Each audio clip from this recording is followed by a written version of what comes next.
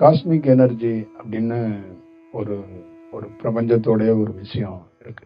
அப்ப வந்து ஒரு ஒரு ஒரு மனிதனுக்கு வந்து இந்த ஒரு எனர்ஜெட்டிக்கான விஷயத்துக்கு நம்ம பல்வேறுபட்ட உணவுகளையோ வேற ஒரு செயல்களையோ நம்ம செஞ்சுக்கிட்டே இருக்கிறோம். அப்ப ஒரு ஞானிக்கு வந்து அந்த எனர்ஜி வந்து உணவுலையோ வேற எதுலையும் இல்லாம ஒரு நேச்சர்லேருந்து ஒரு காஸ்மிக் எனர்ஜிலேருந்து ஒன்று கிடைக்கணும் அப்படின்னு அவர் வந்து தீர்மானிச்சிருக்கிறத தாண்டி அவருக்குள்ள அந்த அந்த வேர்க்கை அந்த செயல் ஏதோ ஒரு வடிவத்தில் ஏற்பட்டு மீண்டும் அவர் வந்து அதோட பணியை வந்து தொடங்குறார்.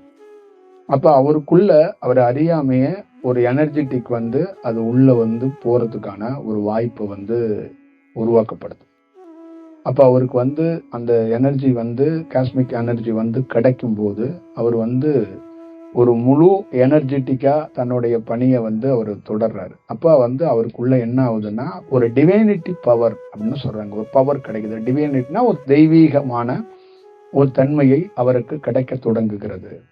அப்ப அவருடைய போக்கு அவருடைய செயல்பாடுகள்ல என்ன மாதிரி மாற்றங்கள் என்ன மாதிரி செயல் இருக்கு அப்படின்னு கேட்டீங்கன்னா ஒரு ஒரு டிவைனிட்டியா ஒருத்தர் மாறுறாரு, டிவைனிட்டியா ஒருத்தர் இருக்கிறாரு, அவர் அந்த மாதிரி ஒண்ணு கிடைச்சிருக்கு அப்படின்னா அவருடைய உடை, அவருடைய நடை, அவருடைய பேச்சு, அவருடைய பயணம் எதுவுமே மனிதர்களிடமிருந்து திட்டம் இருக்காது. பிரத்யேகமா இந்த உடைய அது தீர்மானிக்கும். ஏன் தீர்மானிக்குதுன்னா இந்த கால வெப்ப சூழலுக்கு ஏற்ற மாதிரி, இந்த பாடியோட தன்மைக்கு ஏற்ற மாதிரி, இந்த அனுபவத்துக்கு ஏற்ற மாதிரி அது ஒரு உடைய தீர்மானிக்குது. இதை டைலர், நானு, என்னை சுத்தி இருக்கிறவங்க, இதை நோ டிசைன் அது பண்ணுது.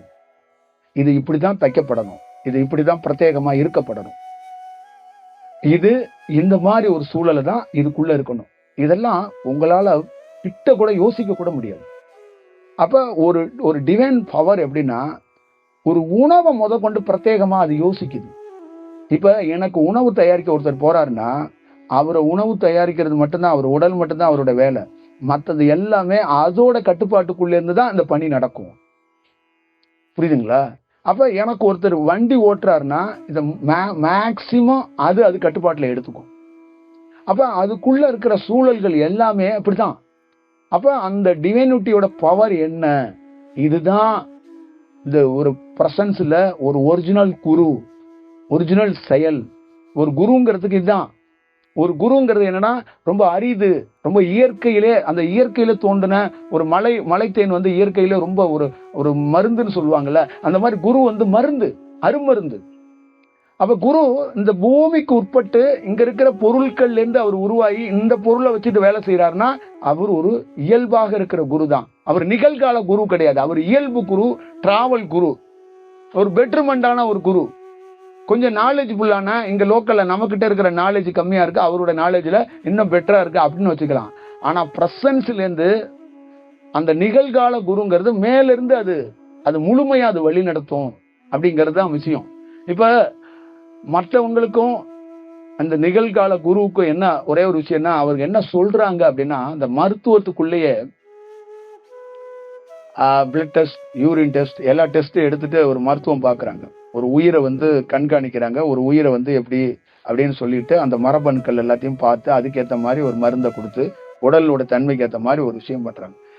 ஒரு குரு ஞானி என்ன சொல்றான், அந்த மேல இருந்து ஞானிங்கிறத கூட இல்ல, மேல இருந்து அது என்ன சொல்லுது அப்படின்னா டிவைன்ல ஒரு கருவியை வச்சு இந்த உயிரை கண்காணிக்கவோ பார்க்கவோ கூடாது. இத ராங் அப்படிங்குது. இப்படி வந்து பார்க்க கூடாது. இது வந்து ஆர்டிபிஷியல், இது வந்து தானா நீங்க உருவாக்கிக்கிட்ட ஒரு கருவி. இது அது அப்படி இல்லை, அதை வந்து நாங்க வந்து அதை ஏத்துக்க மாட்டோம். ஒண்ணு. ரெண்டாவது, ஒரு உயிரை நீ வேற எந்த மருந்து கொண்டும் அந்த உயிரையோ அந்த உடலையோ ரெடி பண்ண முடியாது. அது நீ ரெடி பண்ணல, அதை தற்காலிகத்துக்கு அதை நீ ஒரு கட்டுப்பாட்டுல வச்சிருக்கிற. அது பிரத்யேகமா ஒரு நாள் வந்து அது வந்து ஒரு என்ன பண்றது, உன்னோட கருவியும் உன்னோட மருந்து இருக்குல்ல, அதே மாதிரி அது வந்து ஒரு செயற்கை ஒரு செயலாதான் ஒண்ணு வாழ்ந்துட்டு போகும். அது வந்து இயற்கையா பிரத்யேகமா இருக்காது. ஒரு உயிரை சரி செய்யணும்னா ஒரு மருத்துவர் அவருடைய உயிர்ல இருந்து சரி செய்யணுங்கிறாங்க. நோ மாத்திரை, நோ இந்த மெடிசன், இந்த ஊசி, டானிக்கு, இந்த இது இந்த கருவியை வச்சு ஸ்கேன் பண்றது இதெல்லாம் இல்லை. இந்த ஸ்கேன் உன்னோட கண்ணு, உன்னோட நெற்றி கண்ணு, உன்னோட செயல் இங்கிருந்து தான் வரணும் அப்படிங்கிறாங்க. இப்ப எங்களுக்கு பிரத்யேகமாக நீங்க நல்லா வச்சுக்கோங்க, இந்த ஸ்கேன் பண்ணி இந்த பிரபஞ்சத்தை பார்க்கிறோம், ஒரு உயிரை பார்க்கிறோம். அதை எப்படி பார்க்கிறோம்னா இங்க இருந்து ஸ்கேன்ல பார்க்கிறோம். இந்த ஸ்கேன் வந்து இங்க இருக்கு, இங்க புருவ மத்தியில இருக்கு. அப்ப அந்த புருவ மத்தியில் இருக்கிற அந்த ஸ்கேன் வந்து ஓப்பன் ஆகி இந்த உலகத்தை அண்ட சராசரத்தை இருக்கிற அணுக்களை வந்து காட்டி கொடுக்குது. அது ஒரு செயல் வடிவம் பண்ணுது. அதே மாதிரி ஆப்போசிட்ல இருக்கிற ஒரு நோயாளிய எப்படி டீல் பண்ணணும்னா அது வந்து அதோடைய உடல்ல இருக்கிற தன்மையை என்னென்ன வடிவத்தில் இருக்கு, அந்த உடல் என்ன மாதிரி தன்மையில இயங்குது, அந்த உடலுக்கு இப்ப என்ன தேவை இல்லை அப்படிங்கறத அது வந்து அது அறிஞ்சுக்குது. இதை அறிஞ்சுக்கிட்டு அதோடைய எனர்ஜி இருக்குல்ல, அதோடைய உயிர் துளியிலிருந்து அந்த உயிர் துளியை கனெக்ட் பண்ணி ஏதாவது இம்ப்ரூவ்மெண்ட் பண்ண முடியுமா, அதுக்கு பண்ண வாய்ப்பு இருக்கா அப்படின்னா அவர் என்ன நினைக்கிறாரு அப்படின்னா சமயத்துல அது சப்போர்ட் பண்றதுக்கு ரொம்ப டைம் எடுக்கும். அப்ப ஒரு பிரத்யேகமா ஒரு உயிரை இன்னொரு உயிரோட கனெக்ட் பண்றதுக்கு ரொம்ப டைம் எடுக்க வேண்டிய தேவை இருக்கும். அது என்னன்னா யூனிவர்சல்ல இருந்து ஒரு குரு இணையறதுங்கிறது அவ்வளவு சாமானியம் கிடையாது, அவ்வளவு பெரிய கடினம் இருக்கு. அதே மாதிரி இன்னொரு உயிரோட அந்த கனெக்டை ஏற்படுத்துறதுல கொஞ்சம் காலதாமதம் ஆகும். அப்ப அந்த காலதாமதம் ஆனாலும் அவர் என்ன சொல்றாருன்னா செயற்கை முறையில அந்த வைத்தியம் பண்ணக்கூடாது. அப்ப இயற்கையிலேருந்து அவர் உயிர் சக்தியிலேருந்து தான் ஒரு ஞானி என்ன பண்றாருன்னா ஆப்போசிஷன்ல ஒரு தீட்சையோ ஒரு மெடிசனுக்கு தேவை என்ன மெடிசன்ல என்ன இருக்கோ அதே விஷயத்த அவருடைய அலைவரிசையிலேருந்து செலுத்துறாரு. அப்ப அவங்களுடைய உடலை எப்படியாவது சரி செய்யறதுக்கு ஒரு வாய்ப்பை உருவாக்கி பாக்குறாரு. அப்ப அந்த டிவைன் வந்து என்ன சொல்ல நினைக்குதுன்னா சமயத்துல அந்த உடல் வந்து நம்மளோட கனெக்ட் ஆகாது, கனெக்ஷன்ல வராது. அப்ப அந்த விஷயங்களை வந்து நம்ம வந்து கனெக்ட் பண்ணிக்கிறதுல ரொம்ப கடினமான சவால் இருக்கும். அப்ப ஒரு பிரத்யேகமாக அவங்க கிட்ட உன்னோட சின்ன எனர்ஜியை கொடுத்து ஒரு பாதுகாப்பை தான் நீ ஏற்படுத்திக்க முடியும். அந்த முழுமையா அதை ரெக்கவர் பண்ணி கொண்டு வரதுக்கான டைம் ரொம்ப கம்மியா இருக்கு. ஏன்னா அந்த உடல் வந்து உங்களோட கனெக்ட் ஆகாது. இப்ப இங்க என்ன பிரச்சனைனா ஒரு உடல் கனெக்ட் ஆகணும், அந்த உடல் கனெக்ட் ஆகலைன்னா ரொம்ப ப்ராப்ளம் இருக்கும் அப்படிங்கறத அதை வந்து சொல்லப்படுறது. அப்ப இது வந்து நம்ம வந்து பிரதானமா இதை வந்து நம்ம வந்து பார்க்கணும். அப்ப மருத்துவ ரீதியாகவே இந்த ஞானிகள் வந்து அதுல இருந்து முரண்படுறாங்க, புரியுதுங்களா? இப்ப நீங்க லேப்ல விஞ்ஞானிகள்லாம் ஒரு உயிரை வந்து டெஸ்ட் பண்றாங்கல்ல, இதெல்லாம் வந்து மருத்துவ இது வந்து மேல இருக்கிற டிவைனும் ஒரு ஞானி வந்து இதெல்லாம் வந்து ரசிக்கிறதோ இதை விரும்புறதோ கிடையாது. இப்ப நீங்க வந்து ஒரு ஒரு ஒரு ஒரு சூரிய கிரகணம் நடக்கும்போது நீங்க பாக்குறீங்கல்ல வச்சு மேல ஒரு லென்ஸ் செய்யும், இதெல்லாம் அவர் வந்து ரசிக்கிறதோ இதை வந்து என்கரேஜ் பண்ணணும்னு நினைக்கிறதோ இதை மக்கள் குலத்துக்கிட்ட இது கிடைக்கப்படணும்னு நினைக்கிறதெல்லாம் அவங்க விரும்பல. அவங்க வந்து இதை பத்தி ஒரு பெரிய டிஸ்கஷன் ஆராய்ச்சியை வந்து அவங்க செய்யணும்னு நினைக்கலங்கிறதுல ரொம்ப உறுதியா அவங்க வந்து இருக்கிறாங்கிறத நம்ம வந்து புரிஞ்சுக்கணும். அப்ப அவங்களுக்குள்ள இருந்து என்னன்னா அந்த ஒரிஜினலாகவே ஒரு செயல்பாடுகள் நடக்கப்படணும் அப்படின்னு அவங்க வந்து கருதுறாங்க. அப்ப இதுதான் ஒரிஜினலா இருக்கக்கூடிய உண்மை தன்மைக்குள்ள இருக்கிற ஒரு விஷயம். அப்ப ஒரு தியானம் அப்படிங்கிறது என்ன, ஒரு தியானத்தை எதை வச்சு நம்ம சொல்ல வர்றோம், என்ன உங்கள்கிட்ட உரை நிகழ்த்துறோம் அப்படின்னா உனக்குள்ள ஒரு சின்னோண்டு என்ன உனக்கும் நம்ம அந்த டிவைனுக்கும் குருவுக்கும் என்ன சம்பந்தம் இருக்குன்னா உங்ககிட்ட இருக்கிற அந்த உயிர் சக்திங்கிறது அந்த உயிருங்கிறது அலைவரிசையா இருக்கிறது தான். அப்ப அந்த அலைவரிசை வந்து அவர் என்ன சொல்றாருன்னா இது ஆகாயத்திலிருந்து கிடைக்கப்பட்ட அலைவரிசை. இந்த அலைவரிசையை வச்சுக்கிட்டு ஒரு உடல் ஃபார்ம் ஆகி நீ வாழ்ற, ஆனா அதுக்குள்ள நிறைய செயற்கையான பொருட்களை நீ உள்ள போட்டு நீ வந்து அந்த உயிர் வந்து அது பிரத்யேகமா வேலை செய்யறதுக்கு நீ வந்து தயாரா அதுக்கு வாய்ப்பு கொடுக்கல. அப்ப அந்த உயிர் வந்து முடங்கி போய் கிடக்கும் உங்ககிட்ட. அப்ப அந்த உடல்ல நீ தேவையில்லாத சில செயல்னால அந்த உயிரோடைய பிரத்யேகமாக தொடர்பு இல்லாதனால ஒருத்தர் வந்து என்ன பண்றாருன்னா அந்த உயிரை புதுப்பிக்கிறதுக்கும் அந்த உயிரை உருவாக்குறதுக்கும் ஒரு வாய்ப்புகளை உருவாக்கிக்கிட்டே இருக்கிறார். தொடர்ந்து ட்ரை பண்றார், தொடர் முயற்சி. அவரோட தொடர் முயற்சி என்னன்னா வகுப்புக்குள்ள தினந்தோறும் பாக்குறவங்கள அவங்கள்ட்ட இருக்கிற அந்த உயிர் துளிகளை இன்னும் கொஞ்சம் மலர வைக்க முடியுமா, இன்னும் கொஞ்சம் பெட்டராக்க முடியுமா அப்படின்னு இவர்கிட்ட இருந்து இருக்கிற விஷயத்த வச்சு அதை வந்து கனெக்ட் பண்றதுக்கு பார்த்துக்கிட்டே இருக்கிறார். அப்ப கனெக்ட் பண்றதுக்கு பார்த்து ஒரு நாள் வந்து ஒருத்தர் வெகு சிலர் வந்து அந்த குரோத்ல அந்த உயிர் துளி வளர்றதுக்கோ அந்த உயிர் துளி மாறுறதுக்கோ ஒரு வாய்ப்பு உருவாகும் போது அவர் கடைசியா என்ன சொல்றாருன்னா நான் வந்து விலகிக்கிறேன், இந்த நேரடி கனெக்ஷன் உனக்கு வந்து அந்த காஸ்மிக் எனர்ஜியோட நான் வந்து கனெக்ட் பண்ணிடுறேன். அப்ப நீ எப்பொழுதும் அதோட டச்ல இருந்தனா உனக்குள்ள எப்பயுமே ஒரு அப்டேட்டை வந்து அது கொடுத்துக்கிட்டே இருக்கும், அது ஒரு செயல்பாடுகள் இருக்கும். எங்களை மாதிரி ஆளுங்களுக்கு இந்த டைமா வந்து என்னன்னா ஒரு 10 ஆண்டுகள் 20 ஆண்டுகள் 25 ஆண்டுகள் தான் எங்களுக்கெல்லாம் இருக்கும். இந்த டிவைனுக்கு வந்து அப்படி கிடையாது, ஒரு பெரிய ஒரு லாங் டைம் வந்து ஒரு டைம் இருக்கு. அப்ப நீங்க அதோட நீங்க டச்ல இருந்தா ரொம்ப நல்லா இருக்கும் அப்படிங்கிறது தான் அதோடைய ஒரு வடிவமா அது சொல்லப்படுது. அப்ப இங்க தியானத்துக்குன்னு வர்ற ஒரு மாணவர்களும் நார்மலா இருக்கிற ஸ்டூடெண்ட் கிட்ட என்ன இந்த பிரத்யேகமா இது வந்து அது செய்ய நினைக்குதுன்னா, எப்படியாவது அவங்கள ஏதோ ஒரு டயத்துல இந்த பிரபஞ்சத்துக்குள்ள இருக்கிற அந்த காஸ்மிக் எனர்ஜியை அவங்களுக்கு எப்படியாவது அவங்கள வந்து அந்த அந்த விஷயத்துக்குள்ள கொண்டு வரும்போது அந்த உயிர் துளி வந்து ஒரு ஒரு வேற மாதிரி அந்த மரபணுக்கள் வந்து சரியாக மாறப்படணும், வளரப்படணும். அது வளரும் போது அது ஒரு நேச்சரோட அது கனெக்ட் ஆகிறதுக்கு வாய்ப்பு இருக்கு.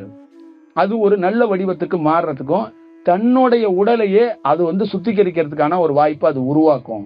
அப்ப இதுதான் நாம காலையில சொன்னது மாதிரி தானா சுழல்வது, தானா இயங்குவது, செல்ஃப் ரியலைசேஷன் அப்படிங்கிறது. செல்ஃபா ஒருத்தர் ரியலைசேஷன் பண்றது எப்படின்னா, செல்ஃபா சிந்திக்கிறது கிடையாது. நம்மளுங்க என்ன பண்றாங்க, செல்ஃபா சிந்திக்கணும், செல்ஃபா படிக்கணும், செல்ஃபா ஓடணும், அப்படி இல்ல. செல்ஃபா உன் உயிர் துளி இயங்கணும். இப்ப செல்ஃப் ரியலைசேஷன்ங்கிறதுக்கு முக்கியமான வேர்டுக்கு விஷயமே, நீ எவனோ ஒரு புத்தகத்தை எழுதி வச்சிருக்கான்ல அதை படிச்சுக்கிட்டு அது செல்ஃப் ரியலைசேஷன் இல்ல. எவனோ ஒருத்தன் தியானம் பண்ணி கொடுத்துருக்கான் பாரு, அதை கேட்டு மாங்குன்னு மாவிடிக்கிறது பாரு, அது செல்ஃப் ரியலைசேஷன் இல்ல. அப்ப செல்ஃப் ரியலைசேஷன் என்னன்னா, உன்னுடைய உயிர் துளி எங்கேயோ ஒரு நல்ல குருமாரிட்டேந்து அது கொஞ்சம் வெளிக்கப்பட்டா அந்த உயிர் துளி செல்ஃபா இயங்கும் போது உனக்குள்ள ஒரு எனர்ஜெட்டிக்ல ஒரு தியானம் ஃபார்ம் ஆகி அது அப்படியே வளர தொடங்குது. அது அந்த 3 எப்படி ஃபர்ஸ்ட் டேல இருந்து சாதாரணமா ஆரம்பிச்சு முழு நிலவா மாறுது பாரு, அதுதான் செல்ஃப் ரியலைசேஷன். அந்த மாதிரி நீ வளரணும், அதுதான் செல்ஃப் ரியலைசேஷன். செல்ஃப் ரியலைசேஷன்ங்கிறது ஒரு தனி மனிதன் தன்னை ஸ்டடி பண்ணிக்கிறது, படிக்கிறது, தனக்குள்ளே ஒரு ஆலோசனை பண்ணிக்கிறது, தானே முணுமுணுத்துக்கிறது, இதுதான் செல்ஃப் ரியலைசேஷன் பல பேர் நினைச்சுக்கிட்டே சுத்திட்டு இருக்காங்க. இது இல்ல. அப்ப ஒருத்தருடைய குருவோடைய நோக்கம் என்னன்னா, இந்த கலையா இல்லாம அவர் எப்படியாவது அந்த உயிர் துளிகளை பல கிளாஸ், பல நாட்கள் கிளாஸஸா இல்லாம பல நாட்கள் ஒரு மனிதனை சந்திக்கிறதுக்கு அவர் முயற்சி பண்றாரு. நேரடியாகவோ சூட்சமமாகவோ சந்திக்க முயற்சி பண்றாரு. அப்ப சந்திக்க முயற்சி பண்ணி அவர் என்ன பண்றாருன்னா, ஒரு சூரிய உதயத்தை எப்படி உதயமாக்குறதோ அந்த மாதிரி ஒரு உயிர் துளியை உதயமாக்குறதுக்கு போராடுறாரு. இத பெஸ்ட் என்னன்னு கேட்டீங்கன்னா, அவர்கிட்ட இருந்து அவ்வளவு பெரிய எனர்ஜி டிராப் ஆகாதா, அவருக்கு கர்ம வினை வராதா, அவருக்கு ப்ராப்ளம் வராதானா, இந்த பெஸ்ட் அவர் அங்க என்ன இருக்குன்னா, அவரு டிவைனோட டச்ல இருக்கிறனால அவருக்கு தினந்தோறும் இந்த மாதிரி ஒரு ப்ராசஸ்ல அவருடைய பாதிப்புகளை அந்த டிவைன் வந்து என்ன பண்ணுதுன்னா, அந்த எனர்ஜெட்டிக்ல அவருக்கு டிராப் ஆகாம அதை புதுப்பிச்சுக்கிட்டே இருக்கு. அந்த செல்ஃபா அவருடைய உயிர் துளி வந்து தீவிரமான ஒரு இயக்கத்துல இருக்கு. இந்த டச் வந்து எப்படின்னா, நீங்க வந்து நேரடியா கூடங்குள அணுநிலைக்குள்ள போய் பார்த்தீங்கன்னா அது எப்படி இருக்குன்னு உங்களுக்கு தெரியும். அந்த மாதிரி ஒரு ஞானி ஒரு அணுநிலை தான், மையம் தான். ஒரு அணுக்குலை இருக்குல்ல, அந்த அணுக்குலை எப்படி கொதிச்சுக்கிட்டு இருக்குமோ அந்த மாதிரி ஒரு செயலை தான் ஒரு ஞானி இருக்கிறான். எப்படி இருக்கிறான்னா, ஆர்டிபிஷியலா இல்லாம அண்டத்துல எத்தனையோ லட்சம் மைல் இருக்குல்ல, அதுக்கும் இவனுக்கு ஒரு பெரிய கனெக்ஷன் ரெகுலரா இருக்கு. அதான் வந்து ரியலா அவன் வந்து அப்டேட்டை கொடுக்கறதுக்கு, ரியலா அந்த விஷயத்தை கொடுக்கறதுக்கு மெயின் ரீசன் வந்து அதுதான். அப்ப அவன் தினந்தோறும் என்ன பண்றான்னா, ஒருத்தரை பார்த்து பேசும்போது இவர்கிட்ட இருந்து வர்ற காற்று, இவர்கிட்ட இருந்து வர்ற வார்த்தைகள், அவங்க எப்படியாவது வந்து அந்த உயிர் துளியை கொஞ்சம் கனெக்ட் பண்றான். அப்ப அந்த உயிர் துளியை கனெக்ட் பண்ணி அந்த உயிரை வந்து தானா இயங்குறதுக்கு ஒரு வழிவகை பண்ணிட்டானா, அதுக்குள்ள ஒரு அழகான தியானம் பிறக்குது. அது அப்படியே கொஞ்சம் கொஞ்சமா அது வளர என்ன ஆகுதுன்னா, பல எனர்ஜி இருக்குல்ல, இங்க கீழே பூமியிலேயே இருக்குல்ல, அதுகள்லாம் கொஞ்சம் சேகரிச்சுக்குது. அடுத்த கட்டமா அந்த குருவோட இன்னும் கண்காணிப்புல இருக்க ஒரு நாள் அது வந்து குருவுக்கும் அதுக்கு ஒரு பெரிய கனெக்ஷன் எடுத்துக்குது. இப்ப எங்க கிடைக்குது, குருவுக்கும் அவங்களுக்குமே ஒரு கனெக்டிவிட்டி.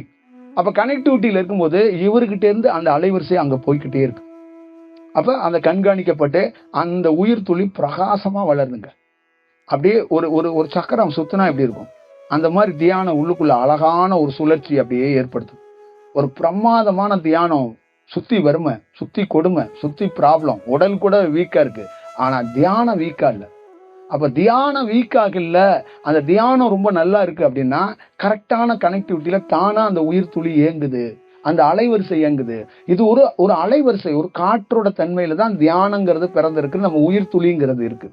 அப்ப ஒரு சின்ன அந்த சொல்ற அணுக்கள்னு, அந்த மாதிரி அணுக்களுடைய தன்மையில தான் நம்ம உயிர் துளிங்கிற செல் அந்த செயல் வடிவத்துல உடலுக்குள்ள இருக்கு. அப்ப அதோடைய அந்த அந்த செல்கள்லாம் எப்படின்னா, நீங்க சாலையில நடந்து போகும்போது ஒரு மஞ்சள் கலர், வெள்ளை கலர்லாம் ஒரு சின்னதா நட்டு வச்சிருப்பாங்க ரோட்ல, பாத்தீங்கன்னா லைட்டு மாதிரியே இருக்கும் நைட்ல பாத்தீங்கன்னா.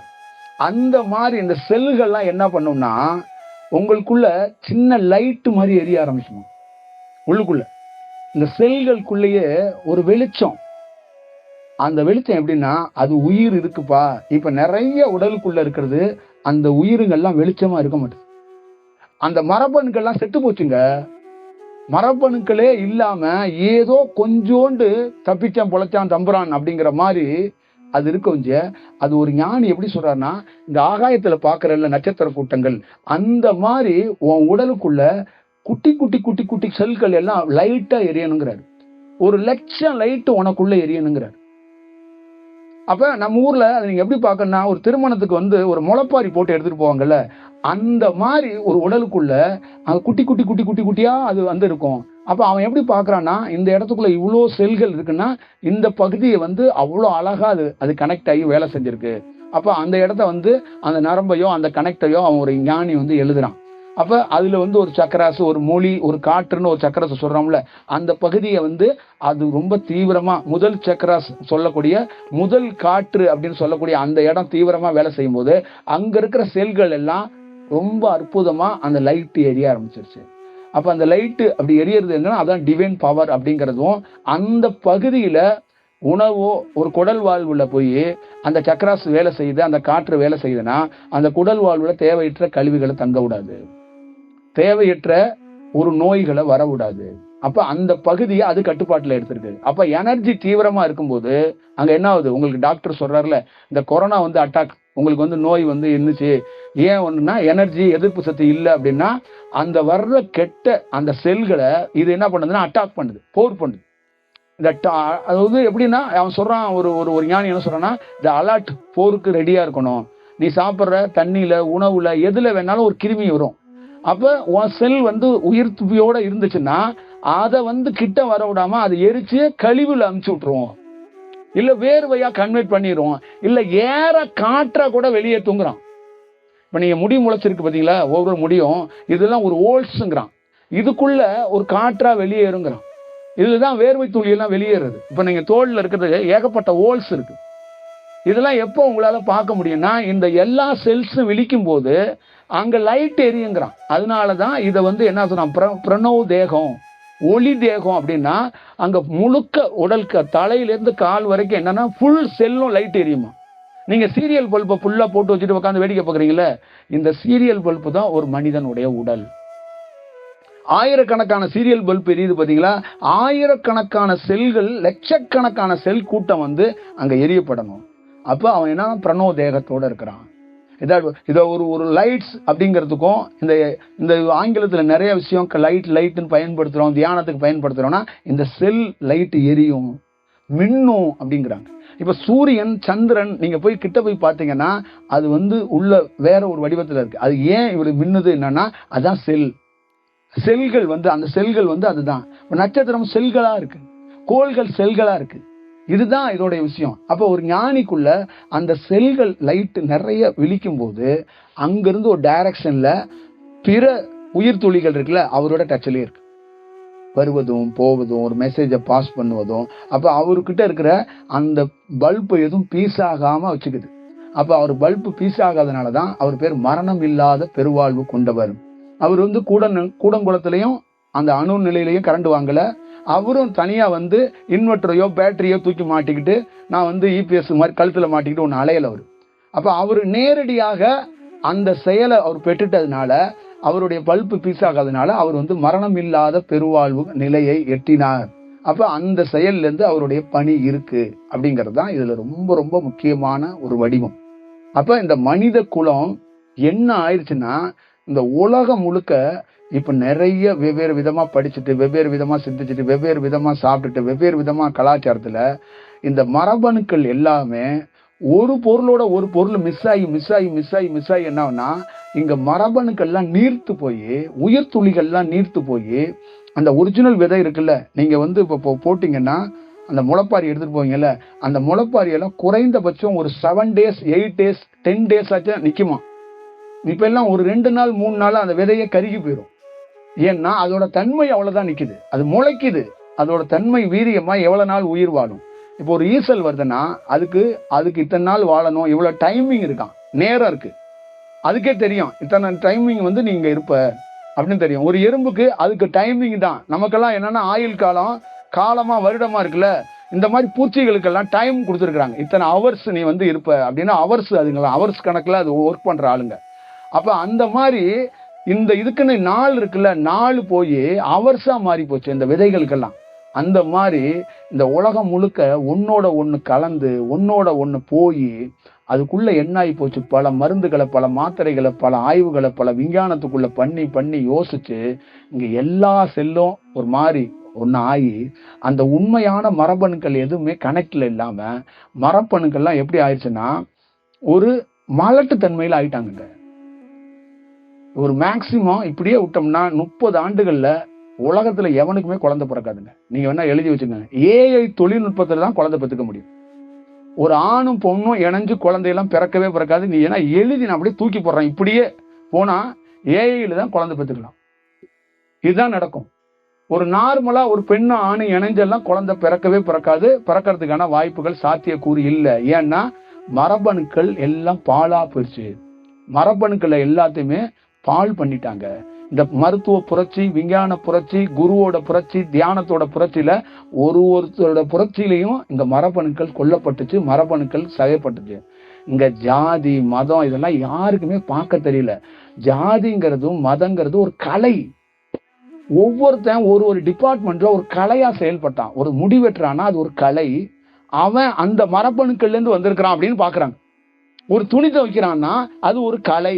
அந்த மரபணுப்புல இருக்கிறவனுக்கு சித்தியாகும். அந்த உயிர் சுத்தி அந்த உடல்ல எவ்வளோ டிராப் ஆனாலும் அது வந்து எனர்ஜி டிராப் ஆகாது. 1000 துணியை சலிக்காம டப்பு டப்புன்னு அலசி அலசி துவைச்சிக்கிட்டே இருப்பான். இப்ப நெல்லை வைப்பான். நீங்க போய் ரைஸ் மில்ல பாத்தீங்கன்னா அவன் கையெல்லாம் பாத்தீங்கன்னா இரும்பு மாதிரி இருக்கும். இப்ப போய் ஒரு வலையை விரிச்சு மீன் பிடிப்பான். இதெல்லாம் கலை. இவனுங்க என்ன பண்ணிட்டாங்கன்னா இந்த ஃப்ரைட் ரைஸ் பார்த்தீங்க, இதை ஜாதி மதம் செயல் அப்படின்னு சொல்லி கலந்துட்டாங்க. இப்போ ஒரு கலையோட ஒரு இனப்பெருக்கு சேர்க்கை வந்து மாறி மாறி பண்ணா என்ன ஆகும் இந்த உலகம்? கரெக்டான போய் யானையோட போய் உடல் உறவு பண்ணா என்ன ஆகும்? என்ன ஆகும் சொல்லுங்க? அதாங்க இன்னைக்கு உலகத்துல சமத்துவம், சமுதாயம், சம்பிரதாயம். ஐயோ படிச்சவங்க நம்ம இதெல்லாம் பார்க்க கூடாதுங்க. ஐயோ இதெல்லாம் விஷயங்க ஐயோ அப்படின்னு சொல்லிட்டு ஆஸ்திரேலியா, அமெரிக்கா, பிரான்ஸ், இந்தியா, புற மாநிலங்கள் எல்லாத்துலயுமே ஒரு கொலாப்ஸ், டோட்டல் கொலாப்ஸ். அந்த கொலாப்ஸ்ல ஒரு உயிர் துளிக்கு இன்னொரு உயிர் துளி நேரடி கான்ட்ராஸ்டா இருக்கிற உயிர் துளி. எப்படி ஒரு உயிர் துளி எப்படி தேர்ந்தெடுக்குதுன்னா, ஒரு உடலை அவன் நல்லா படிச்சிருக்கான், நல்லா பேசுறான், எனக்கு சிங்க் ஆகுறான், அவனை நானும் ஃப்ரெண்டா இருந்துட்டு போறோம். கல்யாணம் பண்ணாதான் அப்படி இருக்கணுமா? தேவையில்லை அப்படிங்கிற ஒரு பெண். ஒரு ஆண் இப்படி சொல்றான். அப்ப அவனுடைய உயிர் துளி இவளோட உயிர் துளி சேரலாமா வேண்டாமாங்கிறது கூட தெரியாது. வெறும் வார்த்தையால, வெறும் ஒரு சப்பாத்தியால காதலானவங்கலாம் இருக்காங்க. ஒரு சப்பாத்தியும் ஒரு ஸ்பூன் சீனியை வந்து நீ அதிகமா சீனி போட்டு குடிப்பியா, நான் அதிகமா தான் குடிப்பேன், உனக்கு எனக்கு சிங்க் ஆயிருது, உனக்கு ஒரே டேஸ்ட் தான் பண்ணி இப்படின்னு ஒரு 1/2 ஸ்பூன் சீனியில காதல் வந்தவன்லாம் இருக்கிறான். புரியுதுங்களா? ஒரே ரெஸ்டாரண்ட்ல லேண்ட்மார்க்ல இந்த மாதிரி நீ இங்கேயே உட்காந்துருக்கன்னா, நான் வந்து இந்த மாதிரி நேச்சரை ரொம்ப விரும்புறாள். அவன் சொல்றான் நேச்சரை ரொம்ப விரும்புறாள். ஒரு ஞானி கூட இப்படி சொல்ல மாட்டான். ஒரு மனுஷன் ஃபாலோ பண்ணவன் சொல்றான். ஒரு ரெஸ்டாரண்ட்லயே பல நாள் உட்காந்துருக்கிறான். அங்க ஒரு பொண்ணு வர்றா. நீ ஏன் இங்கேயே உட்காந்துருக்க? அது நான் வந்து ரொம்ப நேச்சரை விரும்புறாள், நான் அப்படியே ஓப்பன்ல காமா அப்படி உட்காந்துருக்குன்னு நினைக்கிறேன். ஐயோ நானும் அப்படிதான். அதனாலதான் எங்க வீட்டுல எல்லாம் கீக்கி பூச்சி மாதிரி எல்லாம் கத்துவாங்க, எல்லாம் ஓடிட்டு எல்லாம் தூக்கி போட்டு நான் அப்படியே வந்துருவேன். உனக்கு எனக்கு சிங்காயிருச்சுன்னு காதல்ங்கிறான். இது இல்ல அது இல்ல அப்படிங்கறத முதல் புரிஞ்சுக்கணும். அப்ப அந்த மரபணுக்கள் அங்க மாறப்பட்டுரும். இவங்க மருத்துவத்துல ஒரு 100% மரபணுக்கள் எல்லாமே அந்த முழு தன்மையை இழக்கிற மாதிரி தான் மெடிசன்ஸ். ஒரு டாக்டரோட அணுகுமுறை இருக்கு அப்படிங்கிற ஒரு ஞானியோட ரிப்போர்ட். அதனாலதான் ஒரு ஞானிய மருத்துவராலையும் விஞ்ஞானியாலையும் ஒரு தேசத்தாலையும் கண்காணிக்க முடியல, கண்டுபிடிக்க முடியல. அவன் பாருங்க, ஒரு தாய் இப்ப பக்கத்துல இருந்தா செத்து போயிட்டா, உடலுக்குள்ள இருந்த உயிர் எங்க அப்படின்னு ஆராய்ச்சியில தேடி போய் குகையிலே மலைகளிலே உட்காந்து தியானம் பண்ணி அப்ப எப்படி உயிர் போகுதுன்னு கண்டுபிடிக்கிறாங்க. இப்ப எந்த விஞ்ஞானி இந்த மாதிரி கண்டுபிடிச்சிட்டு இருக்காங்க? எந்த டாக்டர் கண்டுபிடிக்கிறாங்க? செத்து போயிட்டாங்க, அந்த கையெழுத்து வாங்கிட்டீங்களா, கையெழுத்து வாங்கி கொடுத்து விடுங்க அப்படிதான் போயிட்டே இருக்கிறான். அப்ப அவன் தேடுறான். அவனோட ப்ராசஸ் பாருங்க. அந்த உயிர் துளிய என் தாய் உடல்ல இருந்த உயிர் போயிருச்சு, 5 நிமிஷத்துல போயிருச்சு. அப்ப அதை பொணங்குறான், அதோட நான் இருக்க முடியலங்கிறான். அப்ப என் உடல்ல இருந்து உயிர் போகும். அப்ப இந்த உயிர் எப்படி போகுது? என்னென்ன போகுது அப்படின்னு கண்டுபிடிக்கிறான். எப்படி கண்டுபிடிக்கிறான்னா, புற சூழல்கள் ஒரு காரணமா இருக்கு.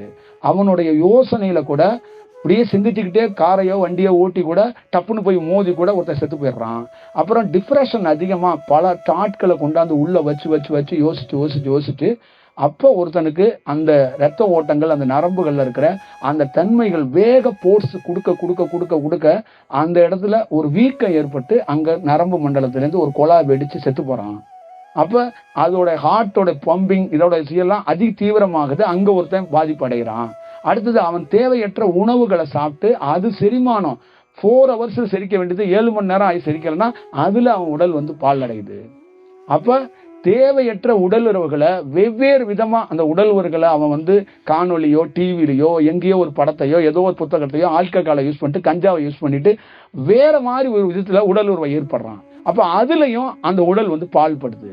அப்ப தேவையற்ற ஒரு போதை பொருட்களை எடுத்துக்கிறான். அப்ப அந்த பொருட்களை எடுத்துக்கும் போது அந்த பிரெயின்ல அந்த உடல்ல தேவையில்லாத யோசிக்கும் போது அந்த உயிர் துளி திக்குமுக்காடி போயிருது. அப்ப உன்னை என்ன சொல்றான் அப்படின்னா, அங்க உடலுக்கு நோயோட அந்த உயிருக்கு நோய் வந்துருதுங்கிறான். இப்ப இங்க என்ன மெயின் என்னன்னா, அந்த மரபணுக்கள் வேலை செய்ய விட மாட்டுது. ஒரு உயிர் துளி என்னன்னா என்ன சொல்றான்னா, இப்ப எனக்குள்ள ஒரு எனர்ஜிட்டி இருக்குல்ல, அது போய் 100கணக்கான எனர்ஜியை உருவாக்குங்கிறான். அப்ப ஒரு எனர்ஜி உனக்குள்ள ஒரு உயிர் துளி இருக்குல்ல, அது உற்பத்தி பண்ணவே விட மாட்டுது. அடுத்து உற்பத்தி பண்ண அடுத்த கிருமிகள் வந்து அதை கொண்டுட்டு போயிருது. அப்ப என்ன பண்றான், ஒரு டச்சில் டாக்டர் டச்சிலே இருக்கிறான் ஒருத்தன். அப்ப அவன் என்ன பண்றான், அந்த செல்களை அந்த எதிர்ப்பு சக்தி வர்றதுக்கு ஒரு மருந்தை கொடுத்துட்டு அந்த புது செல்கள் ஃபார்ம் ஆகி வருது இல்ல, அந்த புது செல்களும் பல செல்கள் செத்து போகுது இவர் கொடுக்குற மருந்துல. அப்ப கிருமிகளையும் இவர் 10-20 கிருமிகளை கொள்றாரு, நல்ல செல்கள் 10-20 செல்களையும் சேர்த்து கொண்டு போடுறாரு. புரியுதுங்களா? இப்ப நீங்க மருந்து அடிக்கிறீங்க, களக்கொள்ளைக்கு அடிக்கிறீங்கல்ல, அதுக்குள்ள என்ன ஆகுது அப்படின்னா பூச்சிகள் மட்டும் அதுக்கு சாகலங்க, அதோடைய தன்மை அந்த மரபணுக்கள்ல இருக்குல்ல, நெல்லோட தன்மை இருக்குல்ல, அதுவும் அதோடைய உயிர் துளியும் சாகுதுங்கிறான். அதோட growth மாறுதுங்கிறான். அதோட பேட்டர்னே மாறுது. அப்ப அந்த நெல்லு நீ அந்த நெல்லை உருவி நீ வந்து கஞ்சி காய்ச்சி சாப்பிட்டு பார்த்து வெறும் எருவை மட்டும் போட்டு பார்த்தனா ரெண்டையும் நீ டெஸ்ட் பண்ணி பார்த்தா தெரிஞ்சிடும் அப்படிங்கிறான். அப்ப நீ வந்து வெறும் மருந்து அடிச்சு அந்த பூச்சியை மட்டும் இல்லாம அந்த உயிர் துளி மெயின் ஜங்ஷன் இருக்குல்ல, நெல் இருக்குல்ல, அந்த நெல்லோட தன்மையே மாறி போயிருச்சுங்கிறான். ஒரு கொய்யாப்பழம், அந்த கொய்யாப்பழத்தை சுத்தி மரத்துக்கு நீ அடிச்சிருக்கனால ஒரு 3 நாள் 4 நாள் 5 நாள்ல அந்த மருந்தோட தன்மையெல்லாம் போயிடும். அப்ப அந்த கொய்யாப்பழத்தை நீ பறிச்சு கழுவிட்டு சாப்பிடலாம், உனக்கு ப்ராப்ளம் கிடையாது. ஆனா கொய்யாப்பழத்தோட ஒரிஜினல் விதை இருக்குல்ல, அதோட தன்மையே அது மாறி போயிருது. இப்படி நீட்டமா இருக்கிற ஒரு உயிர் துளி சப்பட்டை ஆயிருது. அது ஒரு நாளைக்கு ஒரு 25,000 குழந்தைகளை உயிர் துளி பெருக்கும். இத்தனை செல்களை உருவாக்கணும் இருக்கு. ஒரு உயிர் துளி வந்து இத்தனை செல்கள் புது செல்களை ஃபார்ம் பண்ணி உருவாக்கணும் இருக்கு.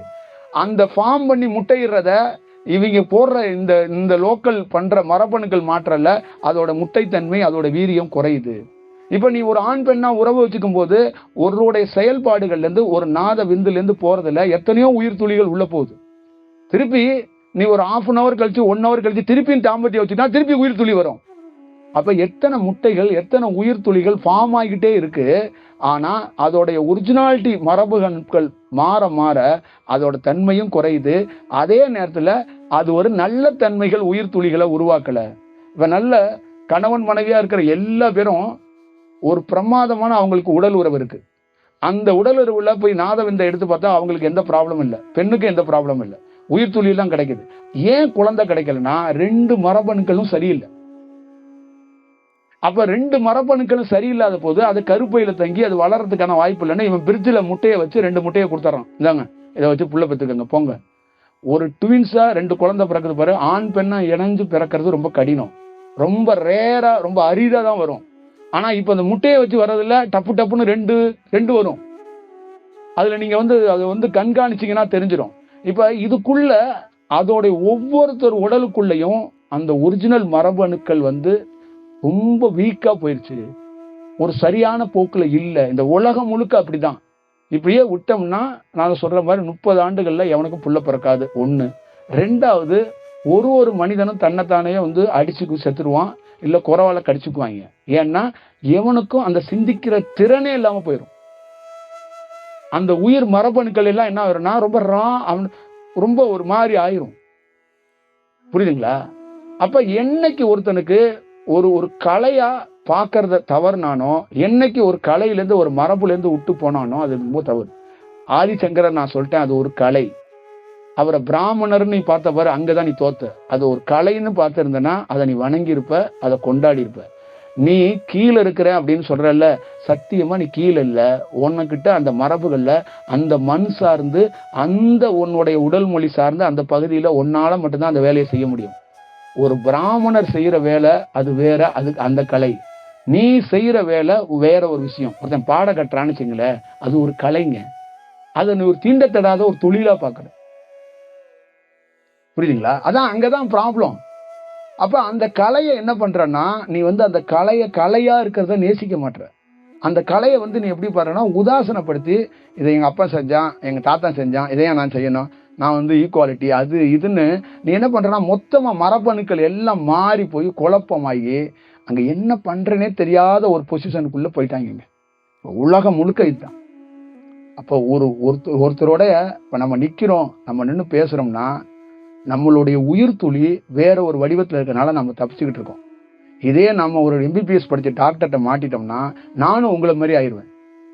என்னுடைய மரபணுக்களை அவர் என்ன பண்ணுவார்னா, டெய்லி 2 ஊசியை போட்டு அதை கொல்றதுக்கான ஒரு வாய்ப்புகளை உருவாக்கி விட்டுருவார். இது அவருக்கே அதுதான் கதி. அவருடைய மரபணுக்களே அவர் இந்த மருந்தால அவருடைய மரபணுக்களை புதுப்பிக்க முடியாது, அதை தக்க வச்சுக்க அவரால் முடியாதுங்கிறது நான் ஓப்பன் சேலஞ்ச் பண்றேன். இது உலகம் முழுக்க எப்படி ஆயிடுச்சு, உயிர் இருக்கு, அதுல உற்பத்தி பண்ற திறன் இல்லாத மனிதன்களா இருக்கிறாங்க. இந்த உலகம் முழுக்க உயிர் இருக்குங்க, உற்பத்தி பண்ணக்கூடிய திறன் இல்லாதவன்களா இருக்கிறாங்க. அப்ப அந்த கிரியேட்டிவிட்டி, அந்த ஒரிஜினலா ஒண்ணு இருக்குல்ல, அவனுடைய கலைன்னு இருக்குல்ல, அது வேலை செய்யாது. அப்ப எவனுடைய கலையை திருடுவான், எவனையும் தூக்கி போட்டு மிதிச்சுட்டு நான் மேல போறேன்பான். அப்ப என்ன பண்ணுவான், போராட்டம் வான், வன்முறையும் வான், கருத்தும் வான், அதுவும் வான், முரணற்று வாழ்வான், முரணற்று செயல்வான். அப்ப ஒரு காலகட்டத்தில் சண்டையை கண்டா ஒதுக்குனால, சண்டையெல்லாம் கண்டா ஒதுங்க கூடாது, நேரடியா போய் வெட்டு அப்படிம்பான். ஏன்னா அந்த மரபணுக்கள் எல்லாமே இந்த சொல்லுவாங்கல்ல, சுதி மயங்கி போய் சிங்கரை கூப்பிட்டு சொல்லுவாங்களே, என்ன சுதி இல்லாம பாடிட்டு இருக்கேன்னு, அந்த மாதிரி மதி மயங்கி இருக்கு அப்படி சொல்லுவாங்களே. ஏன்டா அப்படி இருக்கிற, மாடு மாதிரியே இப்படி உட்காந்துருக்க, ஒரு குரு பேசிக்கிட்டு இருக்காரு, தூங்கி தூங்கி வலிஞ்சு விழுந்துட்டு இருக்கியா, யாரா நீ அப்படின்னா, அவன் தூங்கி விழுவுல, அவன் உயிர் தூங்கி விழுவுது. பல கேரக்டர்களை நான் விசித்திரமான கதாபாத்திரத்தை பார்க்கும்போது அது உடல் தூங்கலைங்க, அது உயிரே அது டம்மி ஆகி அது என்ன செய்யனே தெரியாம அப்படியே இருக்கும். சாமி பேசுறீங்களா, ஓகே ஓகே அப்படிங்கும். அது உயிர் துளியோட ப்ராப்ளம். புரியுதா? சில கதாபாத்திரங்களை நீங்க பாத்தீங்கன்னா விசித்திரமா இங்கிட்டு போவோம், அங்கிட்டு போவோம், அங்க போவோம், இங்க போவோம், பயங்கரமா அதெல்லாம் அது இல்லை. அதுக்கு மரபணுக்கள் அது ரிப்பேர் ஆயிடுச்சு. அது அதுதான் சொல்றேனே, அந்த ரேடியா இருக்கு, அந்த டெலிவிஷன்ல கரெக்டா பாடாது, பாடும்போதே ஒன்னும் ஒரு சத்தம் வரும்ல, அந்த மாதிரி அது ஆயிடுச்சு. அது இப்ப அதை சரி செய்யறதுக்காக நான் போராடினா அது என்னன்னா, மெல்லமா உட்கார்ந்து சரி செஞ்சுக்கிறதுக்கு அது நினைக்காது. அதை கவனமா ஒரு குருங்கிறது என்னன்னா ஒரு ரேடியேஷன், இந்த ரேடியேஷன்ல இருந்து அங்க என்ன ஆகும்னா புது உயிர் துளியை உற்பத்தி பண்றதுக்கும் அந்த மரபணுக்கள் பாதிக்கப்பட்டிருக்குல்ல அதுல மீட்டு எடுக்கிறது பெரிய சவால். இதாங்க போர். ஒரு பெரிய போர் எதுனா இதான் போர். சொல்லுவான்ல, அணு ஆயுதத்தை வச்சு இந்த உலகத்தை பயமுறுத்துறான்ல, அது என்னன்னா உன் மொத்தமா உயிர் துளிகள் எல்லாத்தையும் கொன்றுறது, உன் சங்கதியா இல்லாம போயிடும், புல்லு பூண்டு தண்ணி எதுவுமே இருக்காது, எல்லாம் போயிடும். அதான் அணு சொல்றான்ல, அந்த மாதிரி இவன் அணு ஆயுதத்தை போட வேண்டாங்க, போடாம இங்க எல்லா பேரும் ஆயிட்டாங்க. ஆல்ரெடி அணு ஆயுதத்தை போட்டாங்க உலகம் முழுக்க, இன்ஜெக்ஷனா போட்டாங்க, மாத்திரையா போட்டாங்க, விஞ்ஞானத்துல போட்டாங்க. எப்போ ஒரு கருவியால ஒரு உயிர் துளியை கண்டுபிடிக்கப்பட்டுச்சோ, எப்போ ஒரு கருவியால ஒரு ஸ்கேன் பண்ணி ஆம்பளை பிள்ளை பொம்பளை பிள்ளைய பார்க்க தொடங்கினானோ அங்கேயே முடிஞ்சிச்சுங்க, சாப்டர் எல்லாமே முடிஞ்சிச்சுங்க. அங்கவே நமக்கு எண்டு கார்டு போட்டாங்க, முடிஞ்சு போச்சு நம்ம வாழ்க்கை. அப்ப இது ஈஸின்னு எடுத்துக்கிட்டான். எப்படி ஒரு அமி இருக்கும்போது ஒரு மிக்சி வந்தோடனே ஈஸின்னு எடுத்துக்கிட்டானோ, ஒரு நாட்டு வைத்தியர் கஷாயத்தை கொடுத்துட்டு இருக்கும்போது இவர் என்னையா கஷாயத்தை கொடுத்துட்டு இருக்காரு, டக்குன்னு போனா இங்கிலீஷ்ல பேசி ஒரு வெள்ளை கோட்டை பிளசண்டா இருக்கிறாரு, ஒரு கையெழுத்து போட்டு டப்புன்னு 2 மாத்திரையை கொடுக்குறாரு, பக்கத்து கொஞ்சோண்டு வெந்நீர்ல குடிச்சிட்டு போனோம்னா போயிருது. இது கசந்து தொலைஞ்சிட்டு இந்த மாத்திரை ஏதோ கஷாயத்தை குடிச்சுக்கிட்டு அவர் ஏதோ பழங்காலத்து சொல்றாரு.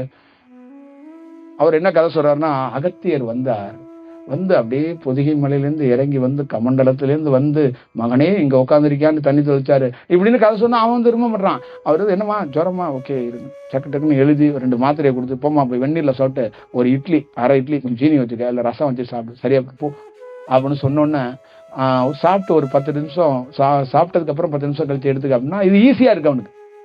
அப்ப அவன் என்ன நினைச்சுக்கிறான், ஜுரம் வந்தா பரவாயில்லங்க, டாக்டர் இருக்காருங்க. உங்களுக்கு நெஞ்சு வலி, டாக்டர் இருக்காருங்க. உங்களுக்கு ஏதாவது டாக்டர் இருக்காருங்க அப்படின்ட்டு அவன் வந்து ஒரு இப்ப என்ன ஆகி போச்சுன்னா அவன் உடலுக்குள்ள நோய் வரலன்னா தான் வருத்தப்படுறான். ஏன்னா தெருவுக்கு தெருவு 5 டாக்டர் இருக்காங்க. அதனால காப்பாத்துறதுக்கு அவங்க இருக்கிறாங்க, ஒன்றும் பிரச்சனை இல்லை, ஒன்றும் ப்ராப்ளம் கிடையாது. அப்போ வந்து என்ன பண்றான், சில பேர் ஆஸ்பத்திரிக்கே போக மாட்டான். ஏன்னா நம்மளை பிடிச்சி இவங்க டெஸ்ட் பண்ணாங்கன்னா வேற ஏதாவது நோய் இருக்குன்னு சொல்லி விட்டாங்கன்னா கூட நமக்கு திருப்தியா இருக்காது, சாட்டிஸ்ஃபேக்ஷனா வாழ முடியாது. நோயே இருந்தாலும் தெரிஞ்சுக்காம வாழ்ந்துட்டு செத்து போயிடுவோம் அப்படிங்கிற ஒரு குறிப்பும் இருக்கிறாங்க ஊர்ல. இப்ப இந்த மாதிரி போயிருச்சு இல்ல, இதுதான் பெரிய ப்ராப்ளத்துக்கான காரணம். அப்ப நம்ம எப்படியாப்பட்ட ஒரு சூழல்ல இருக்கிறோம், இதுதான் இதோடைய விஷயம். இதுக்கான ஆராய்ச்சியை, இதுக்கான செயலை யாராலையும் பண்ண முடியாது.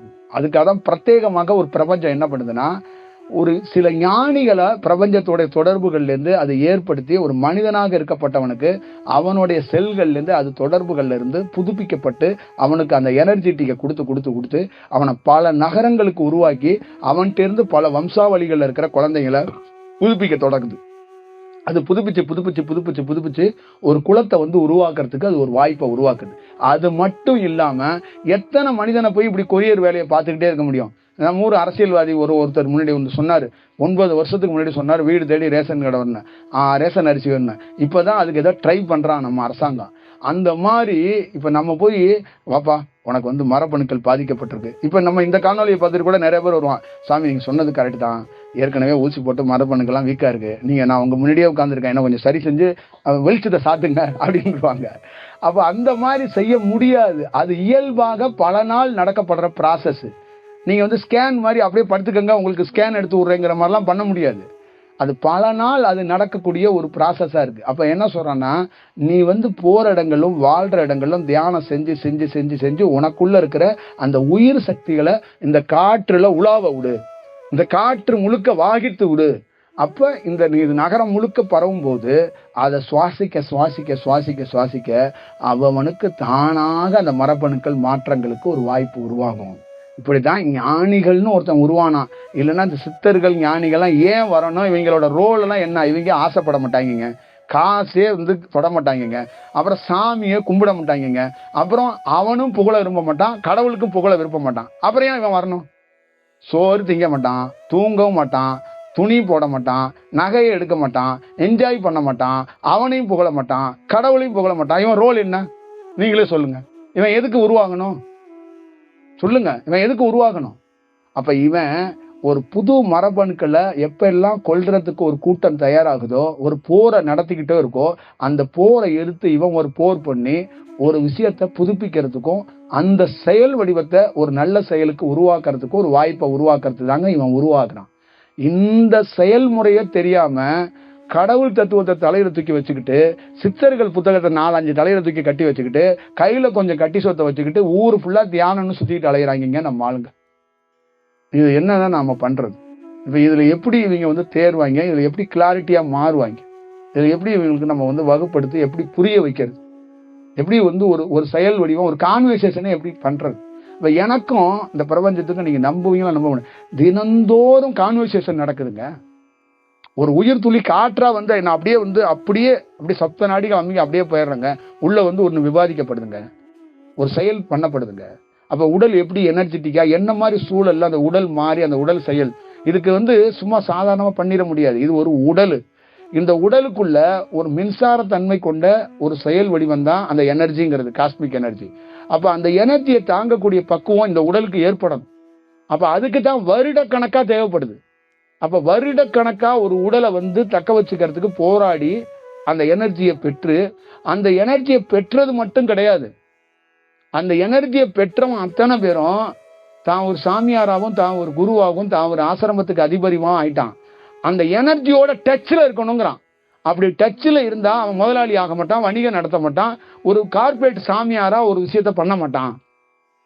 ஏன் பண்ண மாட்டான்னா அந்த காஸ்மிக் எனர்ஜி இவனை பண்ண விடாது. இவனை வந்து மொத்தமா என்ன பண்ணிடும், வேற வடிவத்துக்குள்ள பண்ணி விட்டுருவோம். அப்ப இந்த மனித கூட்டத்துக்குள்ள என்னன்னா, என்ன மாதிரி ஒரு ஆளு எந்த சூழல்லையும் கார்பரேட்டை நோக்கி போக முடியாது, ஒரு வணிகத்தை நோக்கி போக முடியாது. போகணும்னு நினைச்சா அது இருக்கு பாத்தீங்களா, என்ன மாதிரி ஆளை பைத்தியமா கூட ஆக்கி விட்டுரும். புரியுதுங்களா? அப்ப பேசுறதே மௌனமா கூட ஆக்கி விட்டு போயிடும். இவர் பேசினா தானே கார்பரேட் ஆவாரு, இவரை பாருங்க இப்ப பாருங்க அப்படின்னு சொல்லி கூட இவரை மௌனம் ஆக்கி விட்டு 2 நாள் தியானத்தை அதிகமாக்கி விட்டு இப்படியே பேசாமே இப்படியே பிரம்ம பிடிச்ச மாதிரியே உட்கார்ந்துருப்போம். அப்ப அந்த செயல் அதுக்கு தெரியும். அப்ப இங்க இருக்கிற மாணவர்களுக்குள்ள என்ன செயல் அப்படின்னா, கொஞ்சோண்டு உனக்குள்ள இருக்கிற அந்த உயிர் துளிகளை புதுப்பிக்கிறதுக்கு ஒரு வாய்ப்பை நான் உண்மையிலேயே பார்க்கறேங்க. இதுதான் என்னுடைய ரோல். நான் உனக்கு சிவனையோ நாராயணனையோ பக்கத்துல இருக்கிற அந்த மாரியம்மாவையோ காளியம்மாவையோ தலையில தூக்கி போடுறதுக்கு நான் வரல. புரியுதா? அதே மாதிரி உன் வீட்டுக்கு சோறு அரிசி பருப்பு வாங்கி தரதுக்கு நான் வரல. உன்னுடைய உயிர் துளி தானா செல்ஃபா இயங்கிறதுக்கு ஒரு வாய்ப்பை உருவாக்க ட்ரை பண்றேன். அப்ப உருவானா அதுக்கப்புறம் கீப் த டச், நீயும் நானும் டச்சில் இருக்கிறதுக்கு ஒரு வாய்ப்பை உருவாக்குறோம். அங்க நீயும் நானும் எப்படி இருக்கனா, ஆனா இல்ல பொண்ணா இல்ல, நான் ஒரு மின்சாரம் ஒரு இடத்துல இருந்து சப்ளை பண்ற ஒரு டிரான்ஸ்பரம். இந்த டிரான்ஸ்பரத்துல இருந்து உனக்கு நீ ஒரு சின்ன ஒரு லைட் மரத்துல போஸ்ட்ல எரிகிற ஒரு டீப் லைட், உனக்கு நான் இங்க இருந்து கரண்ட் அடிக்கிறேன். உன் டீப் லைட் எரியுது பீஸ் ஆகாம. அப்ப உன் பல்பு பீஸ் ஆகாம இருக்கிறதுக்கு, பழுது அடையாம இருக்கிறதுக்கு ஒரு சீரான மின்சாரத்தை நான் அனுப்பிக்கிட்டே இருக்கிறேன். அப்ப வோல்டேஜ் வந்துச்சுன்னா பல்பு வெடிச்சிரும், இல்ல பீஸ் ஆயிரும், இல்ல வேற மாதிரி ஒன்னு ஆயிரும். அப்ப நான் வந்து சீரா அனுப்புறதுக்கான ஒரு வாய்ப்புகளையும், நோ டைவர்ட்டிங். உனக்கு வளகாப்பு, உனக்கு காது குத்து, உனக்கு கும்மி அடிக்கிறதுக்கு எவனாவது வந்துருவான்ல, அவனுங்கள்ட்ட இருந்து உன்னை காப்பாத்துறதுக்கு சீரான ஒரு டச், ஒரு குரு டச்ல இருக்கும்போது நிறைய பொருட்கள் அவாய்ட் ஆகும். அதான் சொல்றான், ஒரு குரு டச்ல இருக்கிறவன் செல்போன்ல நம்பர் குறைஞ்சிரும். அப்ப உறவினர்கள் குறைஞ்சிருவான், வீட்டுல வர பத்திரிக்கை குறைஞ்சிரும், சுத்தி இருக்கிறவன் எல்லாம் பேசுறத குறைச்சிக்குவான். அப்ப இதெல்லாம் நீ உண்மையிலேயே நடக்கும். அடுத்தது என்ன பண்ணுவோம்னா, உங்க சுத்தி இருக்குல்ல மொத்த உறவுகள் இருக்குல்ல, அதை ஒன்னையா டக்கு டக்கு டக்கு டக்குன்னு கத்திரிக்கோளை வச்சு கட் பண்ணிட்டே வருவோம். எல்லாம் கட் பண்ணி விட்டோம்னா அடுத்தது எனக்கும் உனக்குன்னு கனெக்ஷன் இருக்குல்ல, அதையும் கட் பண்ணி நேரடியா யூனிவர்சலோட கனெக்ஷன் பண்ணிடும். நீ எப்பொழுதும் உன்னை வந்து ஒரு காட் ஃபாதர் அப்படிங்கிறது அதுதான், அந்த யூனிவர்சல் உன்னை வழி நடத்தும். அப்போ உனக்கு தேவையான அந்த மெசேஜை ஒவ்வொரு டைமும் அதை அப்டேட் பண்ணிக்கிட்டே இருக்கும். உன்னை அது வழி நடத்தும், உனக்கான செயல்களை அது செய்யும். நீ வந்து எந்த சூழல்லையும் நீ மிஸ் ஆகிறதுக்கு வாய்ப்பு இல்லை அப்படின்னு தெரிஞ்சுக்கணும். இப்ப நான் நிறைய வகுப்புக்கு போகும்போது எப்படி சில பேர்த்த அவங்களுக்குள்ள பல முன்ஜென்ம தொடர்புகள்ல ஒரு எனர்ஜெட்டிக் அவங்களுக்குள்ள இருந்து அது விழிக்கும், அது விழிச்சிருக்கும். அது விழிச்சிருக்கும் போது இப்ப எனக்குள்ள ஒரு 40-50 பேர் 100 பேர் மாணவர்கள் இருக்காங்கன்னா, அது விழிச்சதை எனக்கு என்ன பண்ணும்னா ஒரு சிக்னலா காட்டும். சில பேரை பர்டிகுலரா அப்படி காட்டும். இப்ப உள்ளுக்குள்ள இருந்து எனக்குள்ள இருந்து அவங்க அந்த அந்த பல்பு எங்க இருக்குன்னு கண்டுபிடிச்சு அப்படியே பார்க்கும்போது அவன் தெரிஞ்சிடும், ஓ இவனுக்குள்ளேருந்து ஒரு விஷயம் இருக்குடா, அப்ப இவனுக்குள்ள இவனுக்கு தெரியாமையே இருக்கிறான் அப்படிங்கிறத எனக்கு வந்து காட்டி கொடுக்கப்பட்டோம். அப்ப இந்த மாதிரி வெகு சில மாணவர்களை காட்டி கொடுக்கப்பட்டிருக்கு. அதுல சில மாணவர்கள்ட்ட நான் போய் பார்த்துருக்கேன், பிரத்யேகமா கிட்ட போய் பார்த்து அவங்களோட நானே வலுக்கட்டாயமா போய் அவங்களோட உட்காந்து டீ சாப்பிட்றது, அவங்களோட பேசுறது, இந்த மாதிரி ஒரு சூழல்லாம் இருந்திருக்கும். அப்ப சில மாணவர்கள் என்கிட்ட வந்து வியப்பா கேட்டிருக்காங்க, நான் உங்களை சந்திக்கிறதுக்கு தியானத்துக்காக போராடி உங்களை சந்திக்க முடியுமா, உங்களை பேச முடியுமான்னுலாம் நினைச்சிருக்கிறேன்.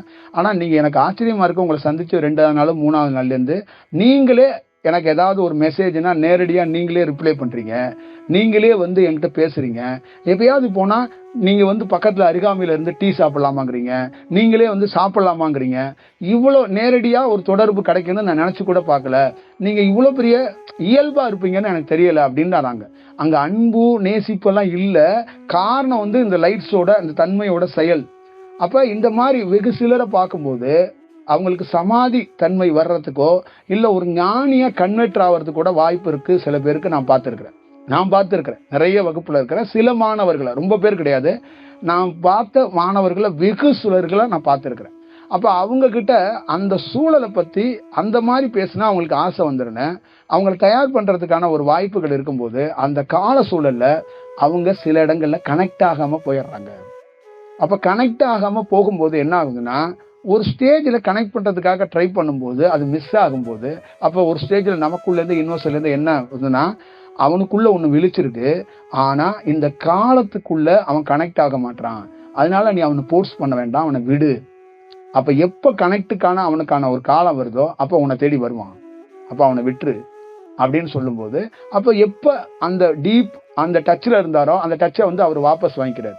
அப்ப அவரே என்ன பண்றாருன்னா, ஒரு கனெக்ஷனை உனக்குள்ள ஏற்படுத்தி வச்சிருக்காருல்ல, அந்த கனெக்ஷனை அவர் திரும்ப பெறாரு. திரும்ப பெற்றுக்கிட்டு அவருடைய பணியை அவர் தொடங்க போறார். இந்த மாதிரி நிறைய மாணவர்கள் மிஸ் ஆகிருக்கிறாங்க, நிறைய மாணவர்கள் மிஸ் ஆகுறாங்க.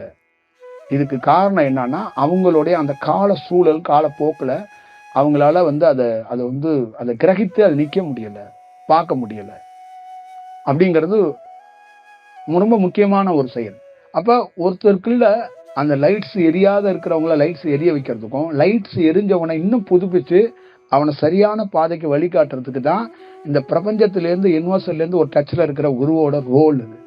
அப்ப குருவோடைய மெயின் ரோல் என்னன்னா, நீங்க நல்ல நிறைய ஞானிகளை, நான் ஒருத்தரை பார்த்தேன், தாண்டி குடியில அங்கிட்டு ஒரு மரம், தாண்டி மரம் தான் நினைக்கிறேன், ஒரு மரம் பட்ட மரம். அவரு வந்து அந்த மரத்துக்குள்ள போய் பொந்துக்குள்ள போய், அந்த மரம் அடிமரம் மட்டும்தான் இருக்கு, அந்த மரத்தோட ஒரு சின்ன ஓல் இருக்கு, அந்த ஓல் உள்ள போய் உட்காந்து பல நாள் தியானம் பண்ணி அந்த மரமே துளுத்து அப்படியே பட்டு போய் கிடந்தது. அப்படி ஒரு மரமா மாறிடுச்சுங்க. அது வரைக்கும் அந்த ஆடு மேய்க்க போற பசங்க எல்லாம் பார்த்துட்டு அது வரலாறு இருக்கு. புதுக்கோட்டைக்கு பக்கத்துல இந்த மரம் இருக்கு. இந்த மரத்தையும் அவரையும் வந்து அவர் தான் திருச்செந்தூர்ல சமாதி ஆயிருக்கிறார். புரியுதுங்களா? திருச்செந்தூர் கடலுக்கு பக்கத்துல ஒருத்தர் சமாதி ஆயிருக்கிறார். இப்ப இந்த மரத்துக்குள்ளேயே போய் உட்கார்ந்தாரு அவர், பட்ட மரம்.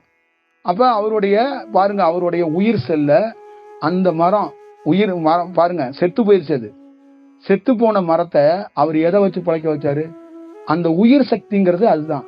அந்த மரபணுக்களை, இவருடைய மரபணுக்களை அதுக்கு செலுத்தி அந்த காஞ்சி மரத்துக்கு ஒரு பச்சைத்தன்மை கொடுத்து விதை அந்த கீழே வேறு முளைக்க வச்சு, அதுக்கு மேல தலையில வந்து நமக்கு எப்படி முடி முளைக்குதோ அந்த மாதிரி தலைகளை கொடுக்க வச்சிருக்காரு.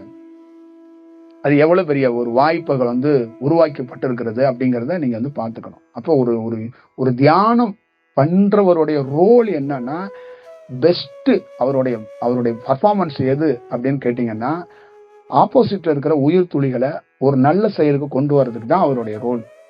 அதுதான் அவருடைய மெயின் தாட்டே வந்து அதுதான். வேற எந்த போதனைகளையும் அவர் போதிச்சு காட்ட வேண்டிய அவசியம்லாம் கிடையாது. அதெல்லாம் வந்து ஒரு சும்மா அப்படி ஒரு சுவாரஸ்யமா எடுத்துட்டு போறதுக்கு வேணா அது உபயோகமா இருக்கும் என்ற ஒரு மெயின் தாட் வந்து இதுதான். அதனால வந்து எல்லா மாணவர்களுக்குள்ளேயும் இதை வந்து உணர்ந்துக்கணும். அப்ப நீங்க வந்து ஆயிரக்கணக்கான குருமார்கள் இருக்காங்க, அதுக்குள்ள எல்லா குருவையும் ஒரே கேட்டகரியில வச்சிடுறீங்க, எல்லா தியானத்தையும் ஒரே கேட்டகரியில வச்சிடுறீங்க, எல்லா சாமிகளையும் ஒரே கேட்டகரியில வச்சிருங்க. இங்க இருக்கிற பெரிய வந்து பூதங்களையும் ஒரு தெய்வீகமான கடவுளையும் ஒரே இடத்துல வச்சு வழிபாடு நடக்கும். இப்ப பூதத்தையும் கடா வெட்டி கும்பிடுறான், தெய்வத்தையும் கும்பிடுறான். அப்ப அவனுடைய உயிர் துளிகளும் அவனுடைய அலைவரிசையும் அப்படி இருக்கும். நீங்க நம்ப மாட்டீங்க, சில கோவில்கள் அப்படி காலை வைக்கும் போது இந்த கால் எரியும், இந்த கால் உள்ள போகாது. ஏன்னா அங்க உயிர் துளி தான் இருக்கு, நல்ல உயிர் துளி இல்லை. சில இடத்துக்கு போகும்போது இந்த காலை வைக்க முடியாது, ஏன்னா அங்க சுடுகாட்டுல செத்து போனவனுடைய அலைவரிசையில அந்த இடத்துல காலை வைக்க முடியாது, நல்ல தன்மையில இல்லை. சில இடங்கள்ல காலை வைக்கிறதுக்கு முன்னாடியே என்ன பண்ணுன்னா, அந்த கீழே இருந்து யாரோ மலர் போடுற மாதிரி உயிர் துளிகளே கீழே உட்காந்துருக்கிற மாதிரி இருக்கும். அப்ப எப்படி ஆகும்னா, நம்ம போய் உயிர் துளி மேலே காலை வச்சு அப்படியே தன்னையே உயிரையே கீழே வந்து துளிகளே இருந்து நீங்க நடந்து வாங்க அப்படிங்கிற மாதிரி வரவேற்ற இடங்களை நான் பார்த்திருக்கேன். மூகாம்பிகை மாதிரி, சிங்கேரி மாதிரி, அந்த குக்கே சுப்பிரமணியா மாதிரி இடங்கள்லாம் இந்த மாதிரி உயிர் துளிகளே கீழே உட்காந்து நம்மளை எப்படின்னா ஒரு பறக்கும் தன்மையிலையும் ஒரு பரவசத்திலையும் நீங்க வந்திருக்கீங்களா அப்படிங்கிற அந்த ரிசீவ் பண்ற விதம் இருக்குல்ல, அதுதான் அந்த அலைவரிசையோட தன்மைங்கிறது. அப்ப இதே மாதிரி அந்த உடல் தன்மையை மோசமாகிற மாதிரி நம்ம உடலையே ஒரு டிஃபைன் ஆகி, நம்ம உடலுக்குள்ளேயே சுவாசம் ஒரு டிராப் ஆகி, உள்நாக்குல ஒரு இருமலை ஏற்படுத்தி அங்க வந்து நம்ம நிக்க முடியாத அளவுக்கு மூச்சு திணறல் ஏற்படுற மாதிரி எல்லாம் சில இடங்கள்ல நமக்கு ஏற்படும். அப்ப அங்க எல்லாம் நல்ல அலைவரிசை, நல்ல தன்மை இல்லை, அப்போ நல்ல போக்கு இல்லை, நல்ல செயல் இல்லை. அப்ப அதுதான் சொல்லுவாங்க, தேவையில்லாத செயல்ல இருக்கும்போது உடல் முறிப்பு, இந்த உடல் வலிக்குது, உடல் டயர்டு, உடலை முறிக்கிறது. இந்த ரத்த தன்மை என்னன்னா, பியூரா பிளட் வந்து ரெட்டா இருக்கணும், அது வந்து பிளாக் தன்மை அப்படியே மாறுதுன்னா நோய் தன்மை வந்து நிறைய அப்படியே கலக்க தொடங்குது இந்த உடல்ல அப்படிங்கறதுதான் தெரியும்.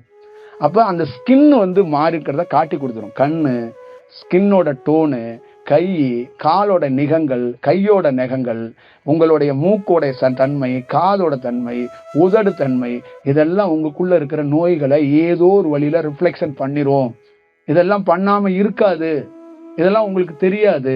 உங்களுடைய முடி கொட்டுறதுல இருந்து எல்லாமே உள்ள இருக்கிற அந்த மரபணுக்கள்ல நிறைய மாற்றம் ஏற்பட்டா அது வந்து வெளியில ஏதோ ஒரு இடத்துல ரிஃப்ளெக்ஷன் பண்ணிக்கிட்டே இருக்கும். இதை வந்து இவங்களுக்கு தெரியாது. இதை வந்து இவங்களுக்கு வந்து எப்படி அணுகணும், எப்படி பண்ணணும், எப்படி புரியாது. அப்போ ஒரு குருகிட்ட என்ன மெயின்னா, பல நாள் காத்திருந்து ஒருத்தன் இருக்கும்போது அவன் வாழ்க்கையில வரலாறா மாறுறான். ஏன்னா அவரால் 100% புதுப்பிக்க முடியுங்கிறதையும் புரிஞ்சுக்கணும். அதை புதுப்பிக்க முடியுங்கிறது தான் அவர் குருவே. புதுப்பிக்க முடியாது அப்படிங்கறதெல்லாம் கிடையாது. இங்க என்ன ப்ராப்ளம்னா, உனக்கு கடவுள் தன்மை ஞானம் வேணுங்கிறதுனால நீ இதோடைய உண்மை தன்மையை புரிஞ்சுக்காம நீ போயிடுற. உன்னுடைய உண்மை தன்மையை நீ இந்த உன்னுடைய செயல் வடிவத்துல செல்ஃபா நீ இயங்குறதுக்கு ஒரு வாய்ப்பை உருவாக்கிக்கிட்டு தான் அதுக்கப்புறம் உன்னுடைய குரோத்லயே உனக்கே தெரிஞ்சிடும்.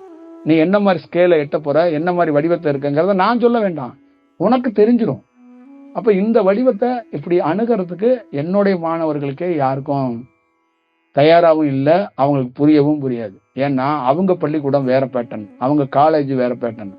அப்ப சில இடங்கள்ல நம்ம வந்து சொல்லி அவங்கள சில விஷயங்களை புரிய வச்சாலும் அவங்க மன ரீதியா இருக்கிற சூழல்கள் அப்படி இருக்கிறதுனால ரொம்ப கடுமையா அவங்கள தயார் பண்ண வேண்டிய, அவங்கள வந்து பக்குவப்படுத்த வேண்டிய வேலைகளா இருக்கும்.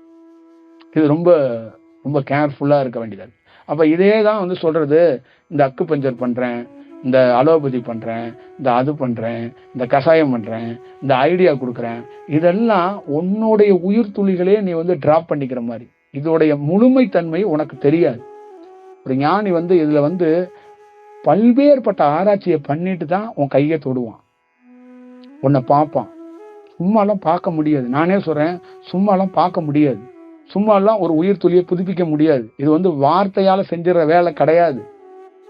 இதுக்குள்ள அவ்வளோ பெரிய டீப் ஒரு ஒரு ஒரு ஒரு டிஸ்கஷன் இருக்கு, அவ்வளோ பெரிய ஒரு விஷயம் இருக்கு. அதுக்கப்புறம் தான் அந்த உயிர் துளியை அதை வந்து ஒரு ஒரு விஷயம் பண்றதுக்கு வாய்ப்பு இருக்குங்கிறத புரிஞ்சுக்கணும். அப்ப இங்க என்ன பண்றாங்கன்னா, கொஞ்சோண்டு தியானம் கிடைச்சோன்னா வகுப்பு எடுக்கிறாங்க, கொஞ்சோண்டு தியானம் கிடைச்சோன்னா பல புத்தகத்தை படிச்சுட்டு தேடுறாங்க, கொஞ்சோண்டு எங்கேயாவது போய் ஒரு 20 நாள் 3 மாசம் வேலை செஞ்சுட்டு நான் அக்கு பஞ்சர் பண்றேன்னு காலை பிடிச்சி கையை பிடிச்சி குத்திக்கிட்டு உட்காந்துருக்காங்க. அப்புறம் கொஞ்சோண்டு எங்கேயாவது போய் எவன்ட்டையாவது போய் ஏதோ ஒன்று கற்றுக்கிட்டு ஒரு தொழில் மாதிரி ஜாதகம் பார்க்க எனக்கு தெரியுங்கிறாங்க, கிளிஜோசியம் பார்க்க எனக்கு தெரியுங்கிறாங்க. அப்புறம் எனக்கே வந்து ஒரு வாக்கு சித்தியை வந்து எப்படி பண்ணுங்கிறத கற்றுக்கிட்டேங்கிறாங்க. இப்போ எல்லாம் இந்த பறக்கிறது, நடக்கிறது, சித்து பண்ணுறது, இதெல்லாம் ஒரு தொழில் மாதிரி கற்றுக்கிறேங்கிறாங்க. இதெல்லாம் ஒரு கலையா இருந்துச்சு ஒரு காலகட்டத்தில்.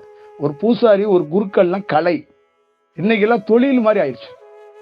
பூசாரிங்கிறதுக்கெல்லாம் ஒரு தொழில் ஆயிடுச்சு. இப்போ ஐயர்கள் அப்படின்னா அது ஒரு கலைங்க, அது ஒரு ஐயர் கிடையாது. அவர் பிராமணர் அப்படின்னு நீங்க பாக்குறீங்க, ஐயர்னு பாக்குறீங்க, அது ஒரு கலை. அந்த கலையை அவனுக்கு வந்து தானாகவே எப்படின்னா தானா இயங்கிறது இருக்குல்ல, அந்த மாதிரி சமஸ்கிருதம், இந்த வேத மந்திரங்கள்லாம் தானா சித்தி ஆகுமா அவனுக்கு. இந்த மாதிரி மரபணுக்கள்ல வர்றவனுங்களுக்கு அந்த உயிர் துளி வேகமா வந்து உள்ள அடாப்ட் பண்ணிக்கும். அப்ப இந்த கலையை சார்ந்தவங்களுக்கு இந்த மாதிரி ஒண்ணு கிடைக்கும் அப்படிங்கிறாங்க. அப்ப சொல்லுவாங்கல்ல, ஒருத்தர் பாடும்போது உங்க நாக்கிலே வந்து சரஸ்வதி குடியிருக்காங்க அப்படின்னா அதுதான் வேகமா சித்தி ஆகிறதுங்கிறது. இப்ப சமையல்ல ஒருத்தர் இருக்கிறாருன்னு வச்சுங்களேன், அந்த டேஸ்ட் கிடைக்கிறலாம் அது ஒரு கலை. அது எல்லா பேரும் யூடியூப்பை பிடிச்சிட்டு கரண்டி எடுத்துக்கிட்டு இப்ப சுத்திட்டு அலையிறாங்கல்ல, இது பேர் கலையெல்லாம் கிடையாது. இந்த மரபணுக்கள்ல மாறப்பட்டதுனால பல பேர் பல விஷயங்கள் என்ன பண்றோன்னு தெரியாமையே ஒரு வேலையை பண்ணிக்கிட்டு சுத்திக்கிட்டு அலையிறாங்க. அதெல்லாம் அப்படி இல்லை, அது அவங்களுக்கு தெரியாது. நான் என்ன பேசினாலும் புரியாது. ஆனா நாம செய்ய வேண்டியது, நமக்கு என்ன வேலை கொடுத்துச்சோ அந்த வேலையை நம்ம பண்ணுவோம். ஒரு நாள் இதை வீரியமா எடுத்துட்டு ஒவ்வொரு நாளும் போவோம். சமயத்துல இதை வீரியமா எடுத்துட்டு போகலன்னா இந்த காற்று வழியா, இந்த வான்வழியில என்ன செய்ய முடியுமோ அதை செஞ்சுட்டு போயிடும். அவ்வளவுதான் விஷயம். முடிஞ்ச அளவுக்கு உங்கள்கிட்ட போராடி பார்ப்போம். நீங்க வந்து சாக்கு எடுத்துட்டு வந்து எனக்கு அது கொடுங்க சாமி, இது கொடுங்க சாமின்னு நிறைய விறகு கட்ட தூக்கிட்டு போற மாதிரி ஏதாவது வந்து கயிறு எடுத்துக்கிட்டு வந்தீங்கன்னு வச்சுங்களேன், அப்புறம் ஒரு இடத்துல நாம நம்மளை தனிமைப்படுத்திக்கிட்டு நாம அந்த வான்வெளியில மட்டும் காற்றை கொடுத்துட்டு உங்க கடவுள் எப்படி பேசுறது இல்லையோ அந்த மாதிரி நாம உங்கள்கிட்ட கனெக்ஷனை டம்முன்னு கட் பண்ணிட்டு நம்ம எங்கேயாவது போய் ஒளிஞ்சுக்குவோம். அப்ப அதுதான் அது கடைசியா அதுதான் நடக்கும். ஏன்னா அது வந்து ஒருத்தர் வந்து இவரு கிடையாது, தொகுதி எம்எல்ஏ கிடையாது, கோரிக்கையை கொடுத்து எங்க வீட்டுல தண்ணி வரல, எங்க ரோட்ல வந்து சிமெண்ட் சரியா போடல, ஒரு குரு அப்படி அணுக கூடாதுன்னு பல முறை சொல்லிட்டேன். அப்படி பார்க்கவே முதல்ல கூடாது, அப்படி அணுகவும் கூடாது. அவர்கிட்ட இருந்து இருக்கிற விஷயம் உங்களுக்கும் அவருக்கும் ஒரு கனெக்ஷன் ஏற்படுறதுக்கு ஒரு வாய்ப்பை மட்டும் தான் உருவாக்கிக்கணும். அவரு தான் குரு, புரியுதுங்களா? அதுதான் குரு. அந்த கனெக்ஷன் கிடைச்சிச்சுன்னா நீ புதுப்பிக்கப்பட்டுருவ. அப்ப நீயே ஒரு பெரிய தனி சுழற்சியாக வளர ஆரம்பிச்சிருவங்கிறத கற்றுக்கணும். இதுதான் ரொம்ப முக்கியம். அப்ப ஒரு குருவுக்கும் உங்களுக்குள்ளேயும் என்னன்னு கேட்டீங்கன்னா அந்த பரிணாமம் இருக்கணும். பல பேர் நீங்க வரலாறுலாம் நீங்க நிறைய புக்கெல்லாம் சில புக்கெல்லாம் படிக்கணும். ஏன் படிக்கணும்னா பல பேர் 20 ஆண்டுகள் 5 ஆண்டுகள் போய் குரு கிட்ட ஒரு வார்த்தை கூட பேசாம சில மாணவர்கள்லாம் இருந்திருக்கான். பேசவே மாட்டாங்களாம், அங்கேயே இருப்பாங்களாம். அவர் என்னைக்காவது ஒரு நாள் அவரே கூப்பிடுவாரு, அவர் பார்வைப்படும் அப்படின்னு. ஏன்னா அவர் பல நாள் அவனுடைய உயிர் புதுப்பிக்கட்டும்னு அவர் காத்துட்டு நிற்பாரு. புரியுதுங்களா? அதெல்லாம் இருக்கு. அந்த மரபணுக்கள்லாம் உண்மையிலேயே இருக்கு. அப்ப அவர் என்ன பண்ணுவாருன்னா அவனுக்குள்ள ஒரு ப்ராசஸ் நடந்துட்டு இருக்கு. நான் வந்து டிஸ்கஷன் கிடையாது. இப்ப நான் வந்து இந்த யுனிவர்சல் வந்து என்கிட்ட பேசவே கிடையாது. எப்போ அவர் ஆரம்பத்தில் பேசுனுச்சா என்ன? அப்ப நான் ப்ராசஸ்ல இருக்கிறேன். ப்ராசஸ் முடிஞ்சிச்சு, அது அதோட ஐக்கியமானுச்சு. அப்புறம் அது வந்து என்கிட்ட வந்து அப்டேட் பண்ணுது. நீ என்ன செய்யணும், என்ன போகணும், என்ன மாதிரி பிரத்யேகமான விஷயம் அப்படிங்கிறதெல்லாம் இது சொல்லுது. இப்ப இவ்வளவு பெரிய இவ்வளவு டிஸ்கஷன் பண்றேனே, இது எல்லாமே யுனிவர்சல்ல இருந்து அது சொன்னதை நான் வந்து ரிப்ளை வாங்கி சொல்றேன். அப்ப அது வந்து எனக்கு வந்து அப்டேட் கொடுக்குது. அப்ப ஒரு குருவோடைய தன்மை, ஒரு குருவோடைய செயல் எங்க இருந்து எடுக்கப்படுறீங்க அப்படின்னு சொல்லுவாங்கல்ல. உங்களுக்கு ஊத்துங்க, நான் ஒரு ஊத்து. அந்த நீர் எங்க இருந்து வருதுன்னா அந்த நீர் ஆகாயத்துல இருந்து வருது எனக்கு. இப்ப நான் வந்து ஒரு நீரா கசிகிறேன். அந்த நீர் எங்க இருந்து வருதுன்னா உற்பத்தி ஆகிற இடம் ஆகாயம். அப்ப எனக்குள்ள இருந்து கிடைக்கிற இந்த விஷயங்கள்லாம் எந்த புத்தகமும் எந்த காணொலியும் கேட்டுட்டு இத மாதிரி பிரத்யேகமாக உரையை தயாரிச்சு பேசுறது இல்ல. தியானத்துக்குள்ள உட்கார்ந்து அதை போய் கண்டுபிடிச்சு பார்த்துட்டு வர்றதும் கிடையாது. அது இயல்பாகவே நான் நடக்கும் போதோ உட்கார்ந்து இருக்கும் போதோ தூங்கும் போதோ அது உள்ள கனெக்ட் ஆகி அதுக்கு வந்து செயல்களை அவ்வப்போது அது வந்து அப்டேட் கொடுத்துக்கிட்டே இருக்கு. இதுக்கு காலவரை இல்லாத நாமும் பிரபஞ்சமும் ஒன்றாக கனெக்ட்ல இருக்கிறோம். இந்த டிவைன் பவர் அப்படிங்கிறதுக்கு அதுதான். தெய்வீக நிலைக்குள்ள இந்த அனுபவம் கிடைக்கிறது ரொம்ப கடினம். அந்த டிவைனோட கனெக்ட் ஆகியே இருக்கிறதுனால அது முழு அப்டேட்டா வந்து அது வந்து நேரடி லைவ் டெலிகாஸ்ட் வந்து அது பண்ணிக்கிட்டே இருக்கு. அந்த லைவ் டெலிகாஸ்ட்ல இருந்து தான் நாம வந்து ஒரு விஷயத்த வந்து கொடுக்குறோம். இதை வந்து மக்களாக இருக்கிறவங்களுக்கு இந்த மாதிரி லைவை வந்து கொஞ்ச நாள்ல நம்மளுடைய டிராவல்ல நம்மளுடைய பயணத்துல சில தேசங்கள்லயோ சில மாநிலங்களையோ சில பகுதிகளுக்கு போகும்போது நீங்க பாருங்க, அந்த இடத்தோட பகுதி தன்மையை மாற்றிவிடுவேன். நீங்க இதை பாருங்க, கொஞ்ச நாள்ல நம்ம எங்கேயோ ஒரு இடத்துக்குள்ள போறோம், இல்ல இந்த இடத்துக்குள்ளே இருக்கிறோம் அப்படின்னா, மைக் பேட்டரி போயிடுச்சுன்னு நினைக்கிறேன் பாரு. இந்த இடத்துக்குள்ளே இருக்கிறோம் அப்படின்னா நம்ம இந்த இடத்தோட தன்மையே போக்கையே நம்ம நிறைய மாத்திருக்கோம். இந்த சரௌண்டிங்லயே நிறைய சூழலை நம்ம மாத்திருக்கோம். அப்ப இங்க ஒரு செயல் வடிவத்தை நம்ம கொடுத்திருக்கும் போது இங்க வர்ற நிறைய உயிர் துளிகள், நிறைய அந்த சோல்னு சொல்லக்கூடிய அந்த ஆன்மாக்கள் வந்து ஒரு இடத்துல அது புதுப்பிக்கப்படும். இப்போ இது ஒரு லேப் மாதிரி. இந்த லேபுக்குள்ள செயற்கையா டெஸ்ட் எடுக்காம அது இயல்பாகவே தன்னுடைய உயிர் துளியை வந்து அது மாற்றிக்கிறதுக்கு ஒரு வாய்ப்பை வந்து அது வந்து உருவாக்கும். அது வந்து ரெடி ஆகும் அப்படிங்கிறத நீங்க வந்து அவசியமா அதை வந்து பார்த்துக்கணும் அப்படிங்கறத அதோட சொல்றேன். இந்த இடத்தோட போக்குகள்ல அப்படி ஒரு சூழலை வந்து உருவாக்கி வச்சிருக்கிறோம் அப்படின்னா அப்ப நம்ம போகும்போதோ அந்த ஒரு சூழல்ல எப்படி இருக்கும் அப்படின்னு பார்த்துக்கணும். இப்ப நிறைய மாணவர்கள்ட்ட என்ன ப்ராப்ளம் இருக்குன்னா, உங்களுக்கும் எனக்கும் அந்த நேரடியாக அந்த டச் வந்து அந்த கனெக்ஷன் ஏற்பட்டா நீ வந்து ரொம்ப தீவிரமா வளர்ந்துருவ. அப்ப உன்னை வந்து என்னன்னா நீ வந்து மேக்சிமம் ஒரு ரேரை தான் மருத்துவரை போய் பார்ப்ப. உனக்குள்ள எவ்வளவு பெரிய நோய், ஒரு கேன்சர் கூட உன்கிட்ட இருக்கட்டுமே, அது இருந்தா கூட என்னுடைய அலைவரிசை முழுசும் உனக்கு வர்றதுக்கு ஒரு வாய்ப்பு உருவாகிடுச்சுன்னா அந்த நோயை பரவ விடாம அது பார்க்கும். மெயின் என்ன நடக்கும், என்ன தாட்டு நடக்கும்னா அது வந்து பரவ விடாம தடுக்கும். இப்ப கேன்சர்ல என்ன அவங்க வந்து பிரில்லியண்டா மருத்துவர் என்ன ஒன்று பண்றாங்கன்னா, ஒரு நோயை இன்னொரு இடத்துக்கு ஷிஃப்டிங் ஆகாம பண்றதுக்கு தடுக்கிறாங்க. இப்ப நீரை வந்து நம்ம வந்து ஒரு அணை போட்டு தடுக்கிறோம்ல, அந்த மாதிரி ஷிஃப்டிங் ஆக விடாம தடுக்கிறாங்க. கேன்சர் மாதிரி சில நோய்களை வந்து தடுக்க முடியல. அங்க ஆப்ரேட் பண்ணி எடுத்தாலும் திருப்பி ஒரு 10 நாள் 1 மாசம் கழிச்சு அது திருப்பி அந்த இடத்துக்குள்ளே இருந்து ஏதோ ஒரு தன்மைகள் வேற மாதிரி தன்மைகள் உருவாகி அது பரவறதுக்கு வாய்ப்புகளை உருவாக்கும் போது அவங்க வந்து இந்த மாதிரி இதுக்கு மீண்டும் மீண்டும் ட்ரை பண்ணும்போது அந்த உடல் ஒத்துழைக்க மாட்டேன். அப்ப அதுக்கு ஒரு ஸ்டேஜ் வைக்கிறாங்க. முதல் ஸ்டேஜ், 2வது ஸ்டேஜ், 3வது ஸ்டேஜ், 4வது ஸ்டேஜுக்கு மேல டிக்ளேர் பண்ணிடுறாங்க.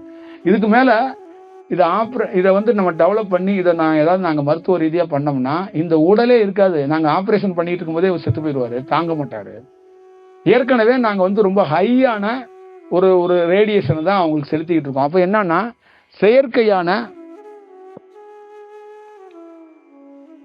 செயற்கையான ஒரு ரேடியேஷன் தான் மருத்துவத்துல செலுத்தப்படுது. ஒரு கரண்ட் வைக்கிறோம் அப்படிங்கிறது எங்க இருந்து எடுக்கப்பட்டது? பிரபஞ்சத்திலிருந்து வர்ற கரண்ட் வேறங்க. கூடம் நிலையில இங்க இந்த லைட் எரியுது பாருங்க, இது வந்து இயற்கையான ரேடியேஷன்ல இல்ல, இது செயற்கையான ரேடியேஷன்ல இருந்து கிடைக்கப்படுறதுதான் விஷயம். நீங்க கேஸ்ல சமைச்சிட்டு இருக்கீங்களா, அது இயற்கையான ரேடியேஷன் கிடையாது. முதல்ல தெரிஞ்சு ஒரு விஷயத்துக்குள்ள ஒரு வடிவத்துக்குள்ள நம்ம போனோம். நிறைய இந்த மாதிரி செயற்கையான நாமளே பிரத்யேகமாக கண்டுபிடிக்கப்பட்ட நிறைய கருவிகள்ல அந்த செயற்கை ரேடியேஷன் தன்மை இருக்கு. அப்ப இயற்கை ரேடியேஷன் தன்மை ரொம்ப குறைவா இருக்கு. அப்ப இந்த இயற்கை ரேடியேஷன் தன்மை கிடைக்கும் போது ஒருத்தருடைய குருவோட டச் அவங்களுக்கு கிடைச்சி அவங்களுக்கு அவருடைய அலைவரிசை போகுதுன்னா அந்த இடத்துக்குள்ள இருக்கிற அந்த நோய் தன்மையை பரவ விடாம அவர் என்ன பண்றாருன்னா ஒரு தன்னுடைய அந்த உயிர் சுத்திக்குள்ள இந்த இது புயல்லாம் வரும்போது ஒரு நீர் வந்து சுழண்டுகிட்டே இருக்கு பாருங்க, அந்த மாதிரி அந்த சுத்தி வந்து அவருடைய ரேடியேஷன் சுழண்டு இந்த உயிர் அந்த நோய் வந்து அங்கேயே தான் இருக்கும், அதை பரவ விடாம பண்ணுவார். அப்ப அவருடைய அடுத்த திட்டம் என்ன பண்ணுதுன்னா அதை பரவ விடாம ஒரு ரவுண்டு வந்து ஒரு ஹோல்ஸ் போட்டார், ஒரு மார்க் பண்ணிட்டாரு. அடுத்தது என்ன பண்ணுவார்னா தினந்தோறும் டச்சில் இருந்து இருந்து இருந்து இருந்து நல்ல உயிர் செல்களை கொல்லாம அந்த உயிர் செல்களை மட்டும் கொன்று அதை மோஷன் வழியாவோ யூரின் வழியாவோ இல்ல காற்றாகவோ இல்ல வேர்வையாகவோ அனுப்புறதுக்கு அந்த பிரத்யேகமாக திட்டத்தை தீட்டுவாரு. அப்ப அவருக்கு நிறைய டைம் பிடிக்கும், அதை ரொம்ப பிரத்யேகமாக அதை வந்து ஒரு நோயை வந்து ஒரு ஒரு ஒரு ஒரு ஒரு ஞானி வந்து இப்படிதான் டீல் பண்ணுவார், இப்படிதான் அந்த செயல் பண்ணி. அப்ப அந்த நடுவுல அந்த மார்க் பண்ணிட்டார்ல, அந்த மார்க்கை விட்டு அது அங்கிட்டு போகாது, அந்த செல் இருக்கும். நீயே அந்த நோயினால சின்ன சின்ன அவஸ்தைகள் சின்ன சின்ன ஒபாமைகளை நீ சந்திச்சுக்கிட்டே வருவ, அதுல சேஞ்சே இருக்காது. என்ன சாமி பாத்துக்கிறேனாரு சரியாகும்னாரு ஒன்னும் ஆகலன்னு சொல்லிக்கிட்டே இருப்பேன். ஆனா கொஞ்சம் கொஞ்சமாக அவர் என்ன பண்ணுவார்னா அந்த செல்களை கொன்னு கொன்னு கொன்னு கொன்னு கொண்டு ஒண்ணு ஒன்னா அமிச்சுக்கிட்டு இருப்பாரு. இப்ப செல்கள் செத்தப்பட்டது கழிவா போறதுல அதுக்கு எந்த ப்ராப்ளம் கிடையாது. அது உயிரா வெளியில அனுப்புனீங்கன்னா பரவிடும். அதனாலதான் அவர் வந்து என்ன பண்ணிட்டாருன்னா பரகாம இருக்கிறதுக்கு ஒரு வளையத்தை போட்டார். இப்ப மொத்தமா அந்த இடத்த கிளீன் பண்ணும்போது அதுக்கப்புறம் அந்த இடத்துல இருந்து அவங்களுக்கு ஒரு ரிலீஃப்னஸ் கிடைக்குது, ஒரு செயல் வடிவம் கிடைக்குது. இதுதான் இதுக்குள்ள இருந்து அவருடைய ட்ரீட்மெண்ட்டும் அவருடைய ஸ்டைல் வந்து இப்படிதான் இருக்கும். ஒரு ஒரு மருத்துவர் பார்க்குற ஸ்டைலுக்கும் அவர் பார்க்குற ஸ்டைலுக்கும் அதுதான் இருக்கும். அப்ப அவரு உடலையே ஸ்கேன் பண்ணுவார், உடல்ல பிரத்யேகமா உடல்ல என்ன மாதிரி ஒரு சூழல் இருக்கு. அப்ப தனித்தனியா நீங்க ஸ்கேன் பண்ணி ரிப்போர்ட் பாக்குறது ஒண்ணு, அவர் ஒரு ஞானி ஒரு பிரத்யேகமாக ஒரு உடலை வந்து பாக்குறாரு.